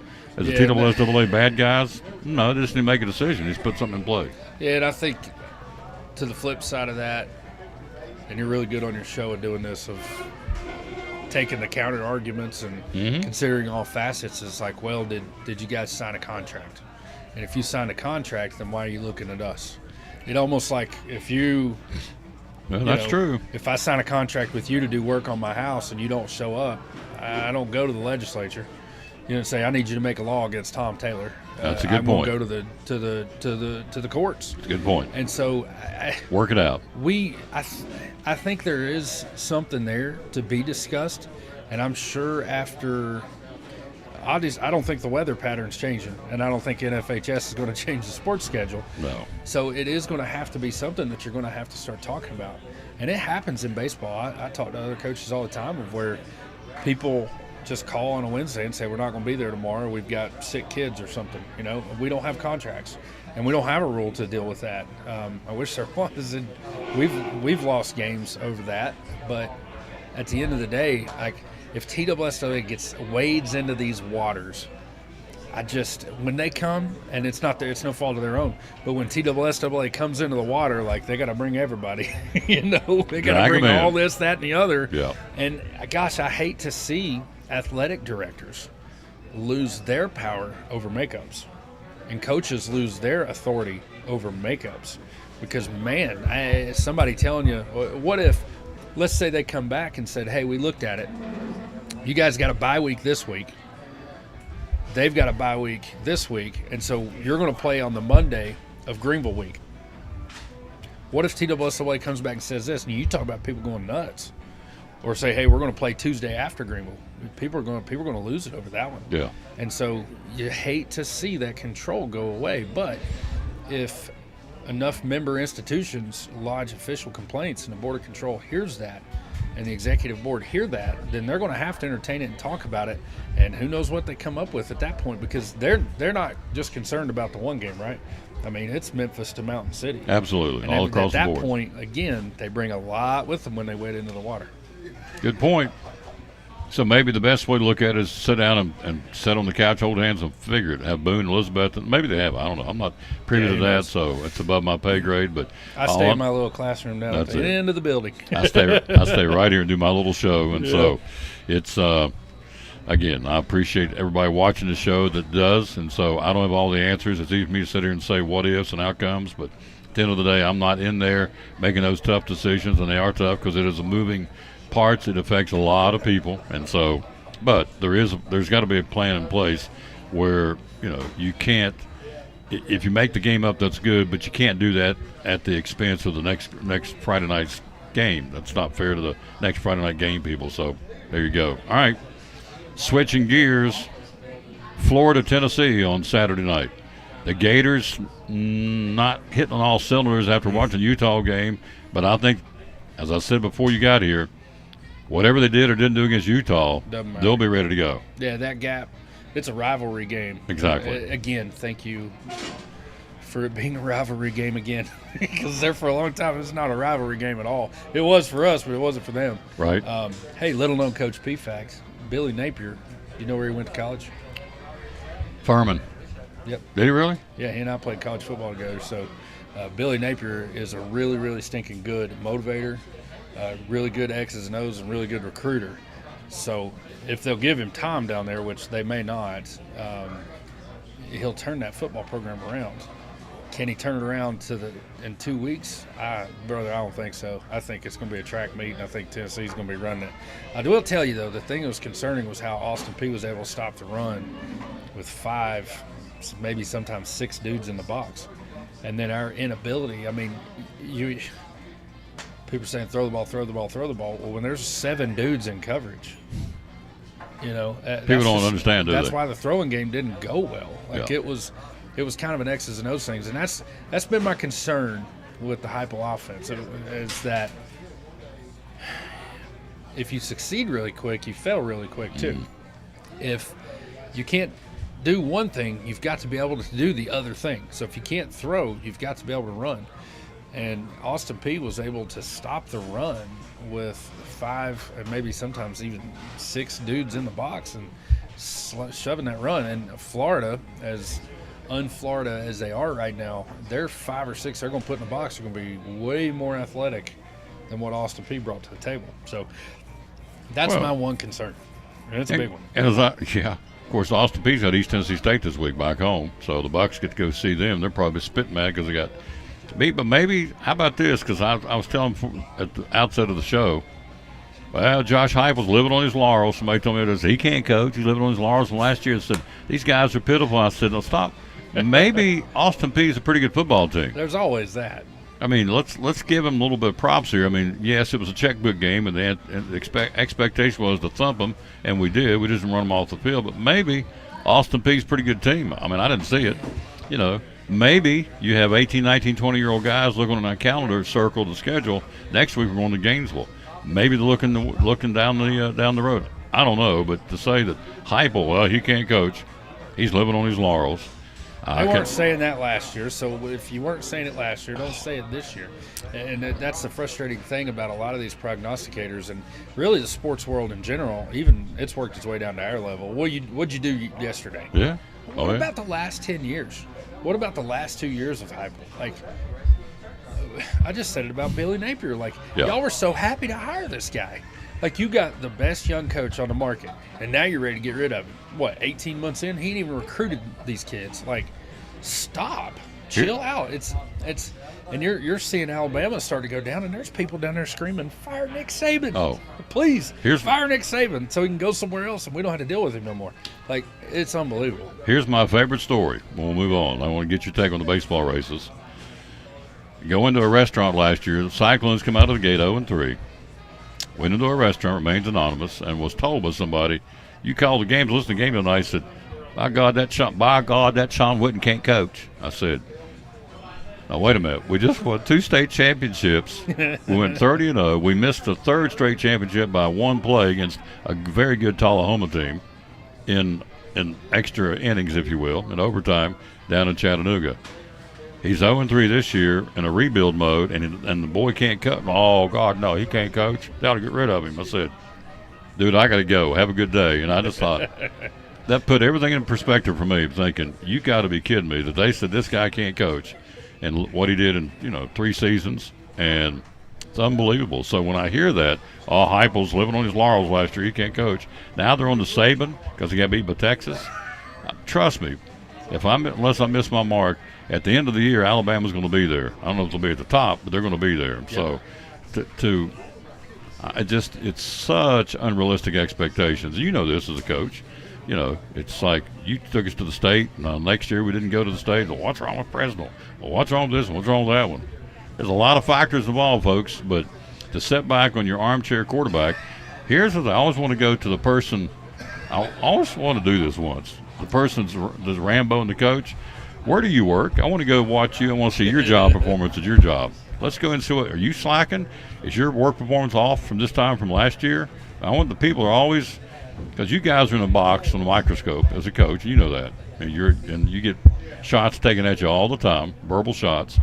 So the people doing this, let me go back to where you work. Let's see what your productivity is. Now you're trashing him or but whoever. Not just the productivity of you. Yeah. But the 20-year-olds that work for you, let's see what they're doing right now. How's Everything they do, we're going to hold that against you. How you doing on your job, Chief? You can run down Heupel. He can't coach. Well, what about your job? But no, would be one of these. So. Yeah, well, and sitting at one of the Little Rhinos, he's playing a little baseball this weekend, sitting there and listening to this guy just blast these umpires that are out there all day on Saturday, as hot as all get out. Yep, doing the best they can. Not making a whole lot of money. Not enough to be worth it, to be quite honest. And just listening to him, and at one point he said that was a strike, and I just turned around and looked at him and very respectfully I said, buddy, that ain't even close. Yeah.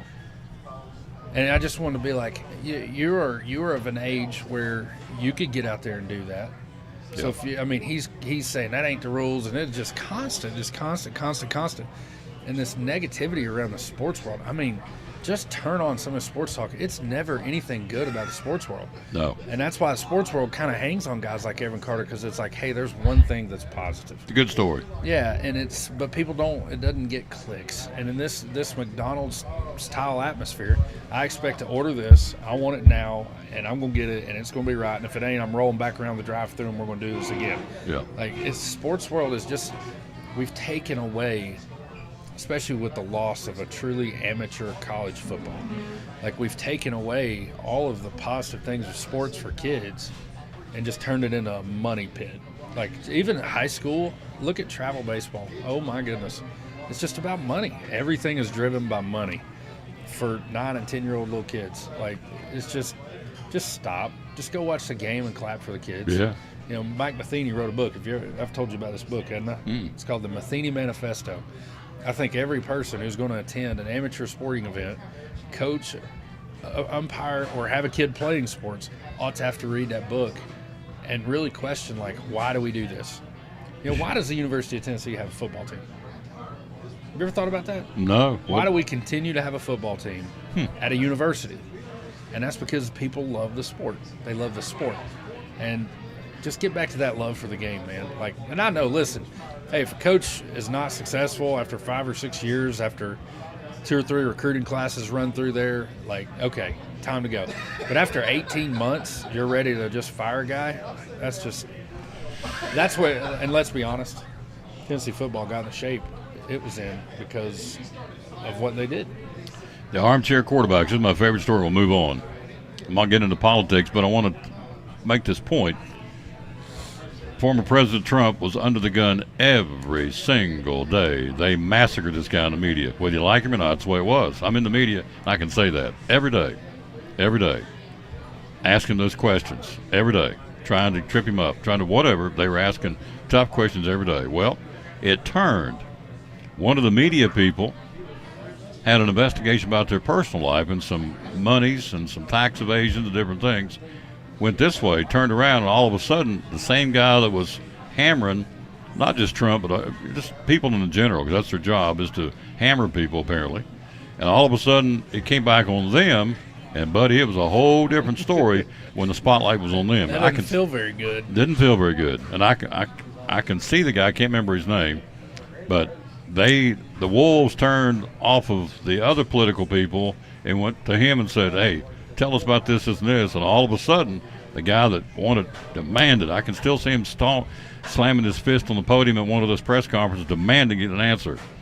We need to see, because you're evading us. And then when it was turned on him, he was like, I don't have anything to say. I thought, okay, turnabout's fair play. It's a little different when you're in the hot seat, ain't it, Hoss? So when we run hype, anybody, I'm not taking up for hype, just anybody, think before you fire those shots. What Daddy used to say, well, you point to somebody, Hoss, you got 4 coming back at you, you better make sure your house is in order. So, and he's right. Your finger going to that one, but make sure your 4 come back to you, that you got your ducks in a row before you start pointing fingers at people. And he was right. So who's going to win the baseball? Who's the best team? I know that you're going to say the Braves. You're a big Braves guy, but dude, did you watch it last night? No. Late inning relief. No. About gave another one away. We gave up 5 in the bottom of the ninth to tie it up, and then ended up winning in extras. Mm-hmm. Late inning relief. That's when you get in a postseason.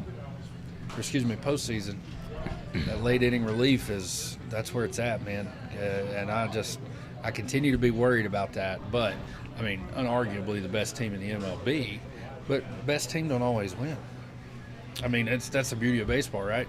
How many football games, if you and I predicted 5 NFL games and 20 college games this weekend, we'd probably be right 75 to 80% of the times. And you can't do that with the sport of baseball. So, yeah, probably there's 20 games left in the season. A lot of our talk is pure conjecture at this point, but you'd be hard pressed for me to think, especially the way they showed at the Dodgers, that the Braves are not in the World Series. Now, once you get the World Series, it's all bets off, you know that, but it's hard to not project them for that. American League's a mess. I don't know. Orioles, Astros, Rays, Rangers, Twins. I mean, if you've watched them this week, which I have, golly, it's coming back around, and those teams, those are the ones that barely sneak in the playoffs, man. They're the dangerous ones, buddy. You look back through history, that wild card really means something in the MLB, because those teams have been playing playoff baseball for 2 months. They're used to that pressure. They're used to staring the end of the season in the face, and they don't blink. And the Braves did that. The Phillies did that. I mean, that to me is a scary team, is that one that's coming in just swinging for the fences, buddy. Could care less. We're playing on house money. Who cares? Yeah. We're just happy to be here. So it's going to be an interesting postseason, because it is a mashup of teams, that's for sure. Phillies, Cubs, Arizona, maybe the Reds in the National League. We'll see. Rangers, we hope, with Evan Carter in the lineup. Oh, yeah. That'd be super cool. Last thing, I know Mr. Valentine's here ready to go, but I want to tell you that I tell my girls all the time, I said, we're going back to playing. I said, you need to be a spotter. A spotter? I said, yep. You want to be so good, they got to find a spot for you. That's a great term. I like that. Got to be a spotter. You got to be so good, whether it's baseball diamond, basketball court, football field, in the band, whatever. You got to be a spotter. You got to be so good, they've got to find a spot for you. Be a spotter. J.D. Hooks was that guy last year for us. We were sitting up there. We were inter-squadding, and coaches were just sitting back and watching and observing, taking notes. And he gets down 2 strikes against one of our better pitchers as a freshman that's never even played varsity. They try to roll something by him on the outside corner. He just goes, bloop, right over second baseman's head. Probably came out 85 exit velo, just a little bloop over the second baseman's head. And I remember Haji looking at me saying, that little dude's going to play for us, isn't he? I said, he's just one of those kids. He's going to find a way to get on the field, do something, and he's going to do that little bit well. And you're going to say, well, if you can do that little bit well, here, try a little bit more. And that's the beauty of athletics is, hey, and my wife deals with it in her workplace, Kid comes in, and I want to get promoted within the first 6 months. Like, you got to put your time in. Take what I've given you, gobble it up, and I'll give you a little bigger piece of the pie next time, Like, that's just the way of the world. Love you, man. Love you too, brother. Good segment. You got to come more often. It's good stuff. Ryan Presnell, Coach P, Cyclone baseball coach. Father, hubby, Cool cat. Cool cat. Cool cat. I've never been called that. You're a cool cat. This next guest is wearing something rather questionable. He is? You're going to need to ask him I like about his that. shirt. I want to hear his reasoning. Oh, I didn't see that part of his shirt. There you go. Oh. Ooh. Oh. We'll let Ooh. America see it here in a little bit. I don't want to break the news. Yeah. He's fixing to go down to Athens Saturday, and he may take one. He may take a butt whooping. We'll let him tell us all about that, but he's here to tell us about a big thing coming up Friday night. Quick break. We'll be right back after this. We're live at Chick-fil-A on show number 1927. Oh, by the way, I want to tell you one more time, we got our feedback in from Facebook and YouTube for the Cherokee game. Pretty cool, Coach. 15,373 views so far. That's awesome. So you better have me on show 2000. You're on, baby. You're in. You better have me. I don't care where you're at. I better be on 2000. You're on. They said it never worked. Remember, you used to say that all the time. He told me they said it never worked. It worked. A sports show on the internet, YouTube. Are you kidding me? Guess what? Everybody's on the internet now. So you started it. See you, buddy. Well, I didn't start it. I just smart enough to. You started it around here. Well, maybe, but I'd smart enough to jump on and ride the rails, brother. Well, see, you can Photoshop. See how good looking I am? You are. You Photoshop that. You are a chick magnet. You can I'm do telling that on you. the internet. You what? You can do that on the internet. See how you Photoshop me? Yeah. You made me look good. Yeah. Airbrushed him. No, this is the real deal right here. Quick break. Mr. Valentine's next on the Tom Taylor Sports Show. Love my credit union rewards. Tell me about that from the credit union, would you please? Yeah, we have some awesome rewards that you may not know about. And so you'll visit bemycu.org, and then you can look at all of the discounts and exclusive savings just for our credit union members. And it's not hard at all to be a member, so if you want more information about that, definitely reach me at 547-1200. And we've got discounts like H&R Block. You know, it's tax season, it's tax time, and hopefully you'll get some money back. You never know. Some people have to pay. But we've got Intuit TurboTax discount. We've got Xfinity Mobile, Spectrum Mobile, Rental Karma, TrueStage, and so forth. So check that out, definitely. Visit bemycu.org. Yeah. Find out more about that. Then you have account alerts and home banking. What's going on about that? Yeah, this is something that you feel safe with your accounts, and it's really a secure feature. And, you know, you could set this up on your time, such as account balances. You can be alerted of when it falls below or goes above that certain limit you want it to stay at. And we've got ATM withdrawal alerts. We've got direct deposit posting to account alerts. I'm sure people love that because they want to know when they're getting paid. And we got checks clearing alerts, withdrawals, and transfers. So, and it's, you know what, it's free. So you can't beat it. Can't beat it. Nope. From Northeast Community Credit Union, last but not least, investment rates are up. That's a good sign. Tell them what's going on with that. They are. We have options. We've got certificate of deposit options, and then we've got Roth and variable rates for the IRAs. We've got definitely earned tax advantages. You can, such as, let's look here. Traditional offers tax-deferred earnings and possibly tax-deductible contributions if you meet the requirements. And then you got Roth, or not tax-deductible. However, you eventually can withdraw contributions and earnings from a Roth IRA tax-free eventually. So there's just a few examples there. If you want to check out our rates, we have those posted on our website at bemycu.org. And we have awesome, low, competitive rates right now. I mean, you can't beat it. Hours are open? We're open at the drive-thru Monday through Friday at 8 o'clock. Our lobby opens at 8:30. We close at 4:30 Monday through Thursday. We close at 5 on Friday. And we are open drive-thru only at every location Saturdays from 9 until noon. Social media, how do we find you? You can find us at Facebook, Instagram, and YouTube, BMyCU, or Northeast Community Credit Union. And the locations are? Rome Mountain off of 19E. We've got one off of 19E in Elizabethton. We have our main office behind Elizabethton High School, and then off of West Oakland Avenue in Johnson City. There you go. Good report, as always. Thank you so much. Yep. Andrew Lewis, one of our great sponsors of the Tom Taylor Sports Show and Cyclone Sports, Northeast Community Credit Union. Back on the Tom Taylor Sports Show. Look who stopped by. Appreciate him. He's busy. Came out of class. He's got a little bit of a window of opportunity to talk. We want to squeeze him into the show here before we get out of here. We'll be back here tomorrow. Then Friday we'll be at Food City in Gray for the final day of Dale Hammett, the store manager, retiring. We'll be out there to send him off and tell him goodbye after 20-some years as the store manager. So we'll be there to kick off the weekend. But today we're here at Chick-fil-A in Elizabethton, and we are joined by the Betsy Band director, Jonathan Valentine. Good afternoon, sir. Good to see you. Been a while. It has been a while. How you doing, sir? I've been great. How about you? Oh, doing fantastic. Thank you for having me. Have you made the ring presentation yet? Well, we gave them out in the summer. Awesome. Yeah, we didn't really have much of a ring presentation. Awesome. But because they came in a lot later than they should have, but we got them to them, and we had a lot of kids that enjoy wearing them.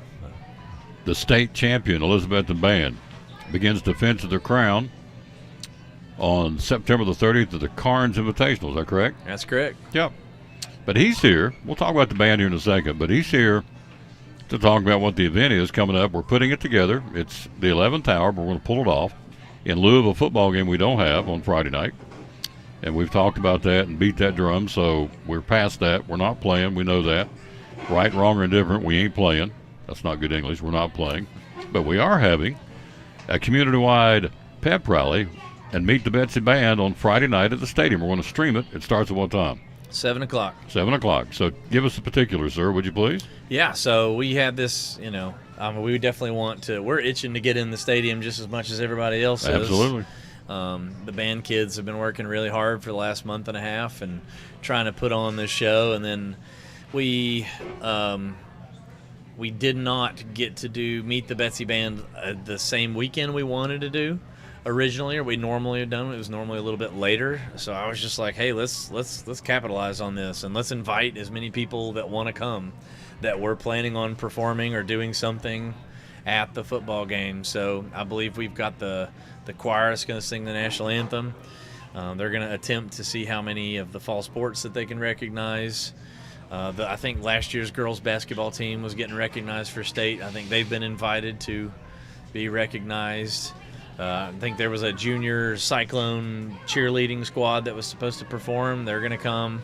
There have been invited. All of these have been invited. It's still not set in stone who all is able to accept the invite. But in theory, they were already going to be there. Yep.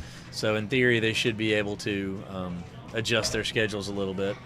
And then we were planning on doing 8th grade night with our middle school students, so we were going to have all the 8th graders march in the stadium with us, play the football game with us in the stands. So we're going to do that. Awesome. Anyway, the cheerleaders are going to dance and cheer, and we're going to come out. We're going to troop the stands. So if you're excited to see the Betsy Band troop the stands, that's one of my favorite parts of the year, is seeing the band troop the stands. We're going to do that Friday night with all of our 8th graders. Now, we say troop the stands. What's that mean? Means it's where we do the pregame parade. Gotcha. We march in and play Betsy down in front of the sideline before we go set up the tunnel. Now we're not going to set up the tunnel, but beyond that, we're going to do that with the 8th graders, and then we'll play a bunch of our Friday night stand tunes and cheers with the cheerleaders and with the 8th graders, and then we'll perform our competitive show as if we were going to do it at halftime.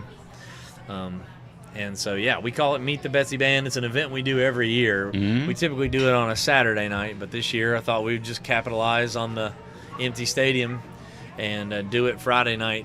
We'll do the first 2 movements of our competitive show for the first time in full uniform in Elizabethton Friday night. We'll do it twice.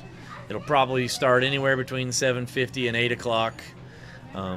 But it's going to be a great time, and we're going to have a ton of other groups there.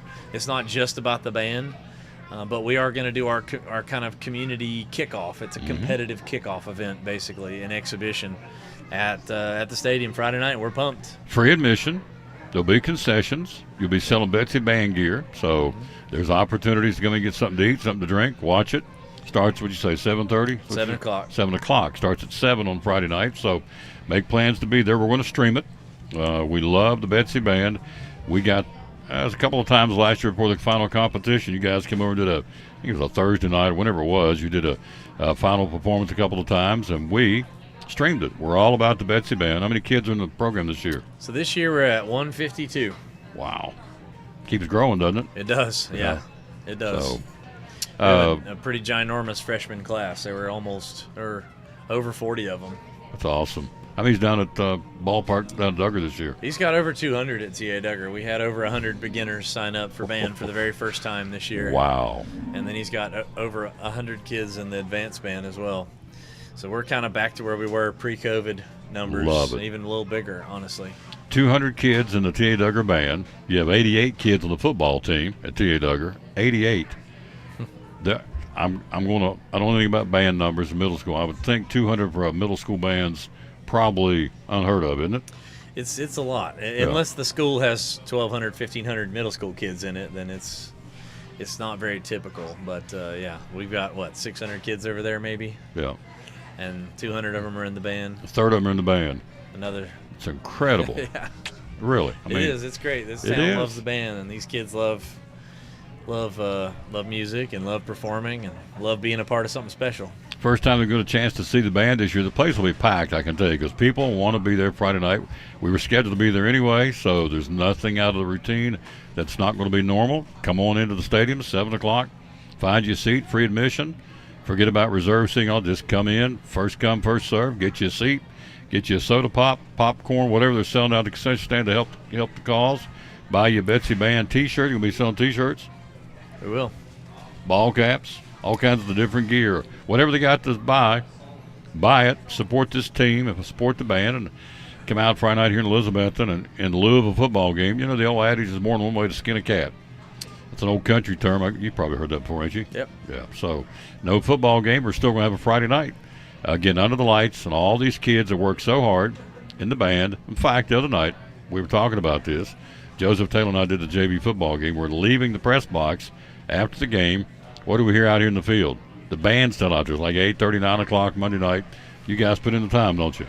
Yeah, these kids work hard. There's no doubt about it. They put a lot of time in, especially up front, right in the summer. And you know, to think that our competitive season this year, really most of the time we have a few football games to look forward to in August and September.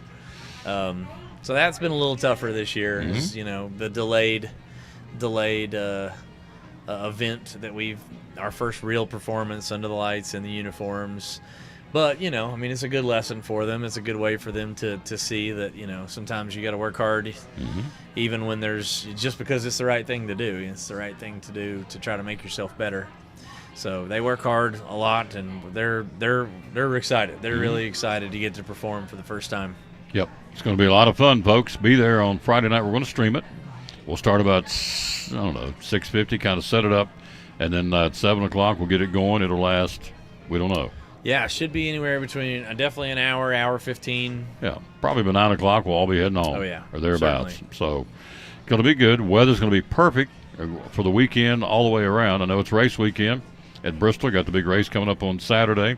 Racing there Friday night, too, and Thursday, but they also got high school football. So whatever you're going to on Friday night, probably want to take a light jacket, maybe a little cool, but it'll feel good compared to the 95-degree and 850% humidity we've had here lately. So before you go, I got to ask you about the shirt. You caught some flack from Presnell, our previous guest, about the shirt. The shirt has what on it? Yeah, it has the Gamecock logo, which is covered up by your sponsors over there. Sponsor logo, yep. But he has the Gamecock shirt on. Yeah. You bleed orange, not orange. We do bleed orange and black, but in college you bled red and black, right? Garnet and black, yeah. Garnet and black, to be exact, yep. Yeah. Gamecock. Graduated from there? I did, yes. University of South Carolina. So 2008. They have an excellent band program too, don't they? Yeah. Yeah. Yeah, I went to South Carolina. My choices were South Carolina and Tennessee, and Tennessee didn't have a saxophone professor at the time, so made the decision a little easier for me.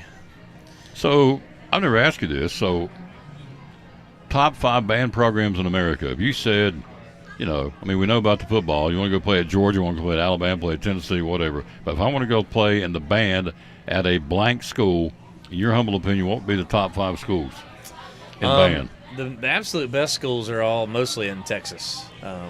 Texas has the bands are a part of the athletics, and they get funding based on their performances and stuff. Like it's called UIL out there. That's the Texas League that governs. They govern the football, but they also govern the band, and the schools get funding for those programs based on numbers and performance and different aspects. So they have a lot of teachers and a lot of money is really what it comes down to. And they do it right. They have a ton of kids, and they give them a ton of individualized instruction from the time they're very young. So probably some of the best, and of course they're also really affluent areas, places where the median income is 6 figures of the households, like Hebron High School in Hebron, Texas is probably one of the best. But there's several in like the Woodlands, which is a suburb of Houston. There are a couple bands out there. There's a county called Rouse, which has got several really good band programs. Indiana also has a lot of really good band programs, right in downtown Metropolis. Avon High School, Carmel High School. I've heard of those, yep. Yeah, they're massive schools. There's one out in Oklahoma that just won the Grand National Championship, Broken Arrow, Oklahoma. Of course, Dobbins Bennett finishes in the top 10 every time they go and compete against those bands. So they're definitely one of the best in the country. Now, we will have our band playing at the DB game in 2 weeks, right? 2 weeks from tomorrow night, That's or Friday correct. night. So we'll be at J. Fred Johnson's name of the football team. Leif Cooks, Dobbins and the band will be there, obviously. It's a home game, and we'll have our Betsy band there loud and proud. Yeah, we're going to take the whole band for this yeah. one. We're not just going to take a pet band, and we're going to perform at halftime. So hopefully we'll get a chance to get another performance in front of a football crowd. We'll never forget the Greenville game. Last year it was, down at Greenville. We're across the way in the press box, and the Betsy band is drowning out us. We can't talk. Van Us and I can't call the game because it's so loud. And somebody sent a text of, who's playing that music? I said, it's the Betsy band, and they're over there across the field. So when I say loud and proud, they are loud and proud. I mean, Sorry about that. Yeah. I mean, what a cool thing that our band is so loud across the field on the visitor side that it's drowning us out trying to talk. That's how good this band is. I mean, I love the Betsy band. So it'll be a chance to come out and let folks see the kids. What'd you say, 152 strong? 152 in the Betsy band. That's awesome. So, and we begin Defense of Our Crown. We go to Carnes this year. Carnes, and then we'll go back to Music in the Castle again, Tennessee High. Yeah. And then we take a week off for fall break, and then we're gonna go to Bands of America Regional. So we'll be competing with those big regional bands, and there's a lot of really good bands coming to this contest this year at ETSU on the 21st. Then we're hosting our own band contest on the 28th of October, and then we go back to state the next week. Yes. I can't wait to do the October the 28th. What'd you tell me? You've already got commitments from... We've gotten 16 bands that are signed up. Wow. About 13 of them have paid and committed. But, yeah, we have 16 bands, including us. We'll be number 17. So how many was last year? We're already up, aren't we? Yeah, we're up. We had 14 last year. It's awesome. Success breeds success is what I told him. So... And I get the privilege, and it is, to MC the event. Can't wait. It'll be on the 28th of October here at the stadium, at the Citizens Bank Stadium. So, and then, we go down. Where will it be? Back down to Stewart's Creek High School again this year for the state championship. Yeah, so they solidified that hosting that event for a while. They got some brand new turf last year, so that's made things a little bit easier on us. So you brought home the 5th one, right? That was the 5th one. Mr. Elliott brought home 4? Yes. And you brought home the 5th one. And now everybody's after the Betsy band. Got a big target on their back. Everybody wants to beat the state champ. So there you go. And you know that. Yeah, absolutely. And the kids know that. I think so. Yeah. I mean, they definitely have, we've talked a lot about just being the best version of yourself every time you're out there. Yeah. What you did yesterday, what you did last week can't be acceptable anymore. And you hold yourself to that high standard, and then good things happen for you. Every day is your resume is what my dad used to say. That's a good one. What you did yesterday doesn't matter. Every day is your resume. You got to prove yourself all over again every day. So that's great. We'll talk about the program later. We'll keep that under wraps, so they have to come watch it or see it on Friday night. But it's a brand new program from last year's program, and so it's got state champ all over it. It's what I think, but we got to go out and prove it. So we'll see you Friday night. Thanks for coming. I know you got to go back to class, and I appreciate your time. So love promoting the band. Oh, love it. 200 down at the middle school, 152 at the high school, and a town the size of Elizabethton. Yeah, they believe in the band here, no question. So head back to school, and I'll see you Friday night. Indeed. Thank you so much. Oh, it's Looking good. forward to it. Oh, absolutely. Good man. Jonathan Valentine, the band director of the Betsy Cyclones State Championship Band from a year ago. Friday night, community-wide pep rally and meet the Betsy Band at the stadium at 7 o'clock. We'll stream it right here on the Tom Taylor Sports Show Facebook page and also on YouTube. One of our great sponsors on Cyclone football, again, the great folks at Ivy Hall Nursing Home. Joseph Taylor, tell us what it's all about. Yes, sir. We specialize in short-term rehab or long-term care. We accept all major insurances. We accept Medicare, Medicaid.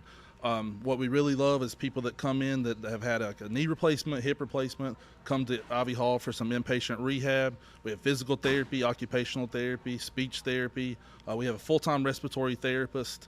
And Tom, you can see I'm a big guy, so you know I like food. I know good food, and Ivy Hall specializes in home-cooked meals, three good meals a day.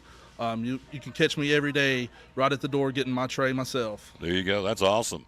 How do we find out more about Ivy Hall on social media? Yes, sir. We have a Facebook page, Ivy Hall Nursing Home on Facebook, or a website, ivyhallnursinghome.com. One of our great sponsors, folks. Glad to have them on board. Ivy Hall Nursing Home on Cyclone Sports and the Tom Taylor Sports Show.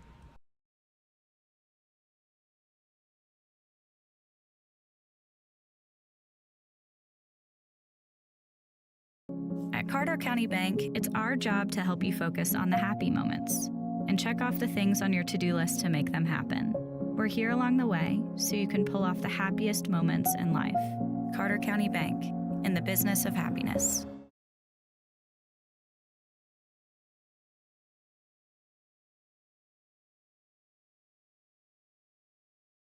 Back on the Tom Taylor Sports, I know we ran over. That's okay. We be done. So we thank you. We want to say thanks to, obviously, Jonathan Valentine. Jeff Birchfield, Sports Writer John. We appreciate that very much. If you don't have church plans tonight, it's Wednesday night, church night. We'd love to see you come worship with us at Pleasant Beach Baptist Church on Watauga Road here in Elizabethton. Love to see you come in with Pastor Fowler and does a Bible study, the Master Club program for the youth. That's all there. And so if you don't have a church home, we'd love for you to come visit with us here at Pleasant Beach Baptist Church. Boy, we did run over about a half hour. That's all right. It's okay. It's worth it. Well worth the information got pumped out to you on this Wednesday. We'll wrap it up. Show number 1927 of Chick-fil-A here in Elizabethton. Again, the verse of the day. As we wrap up our show, we bring it to you. Jeremiah 31:25 says, I will refresh the weary and satisfy the faint. Good way to end it. Back with you tomorrow with the Tom Taylor Sports Show from right here at Chick-fil-A in Elizabeth. Until then, we'll tell you as always, bloom where you're planted, and win or lose, be a good sport. Thanks for watching the show today, show number 1927.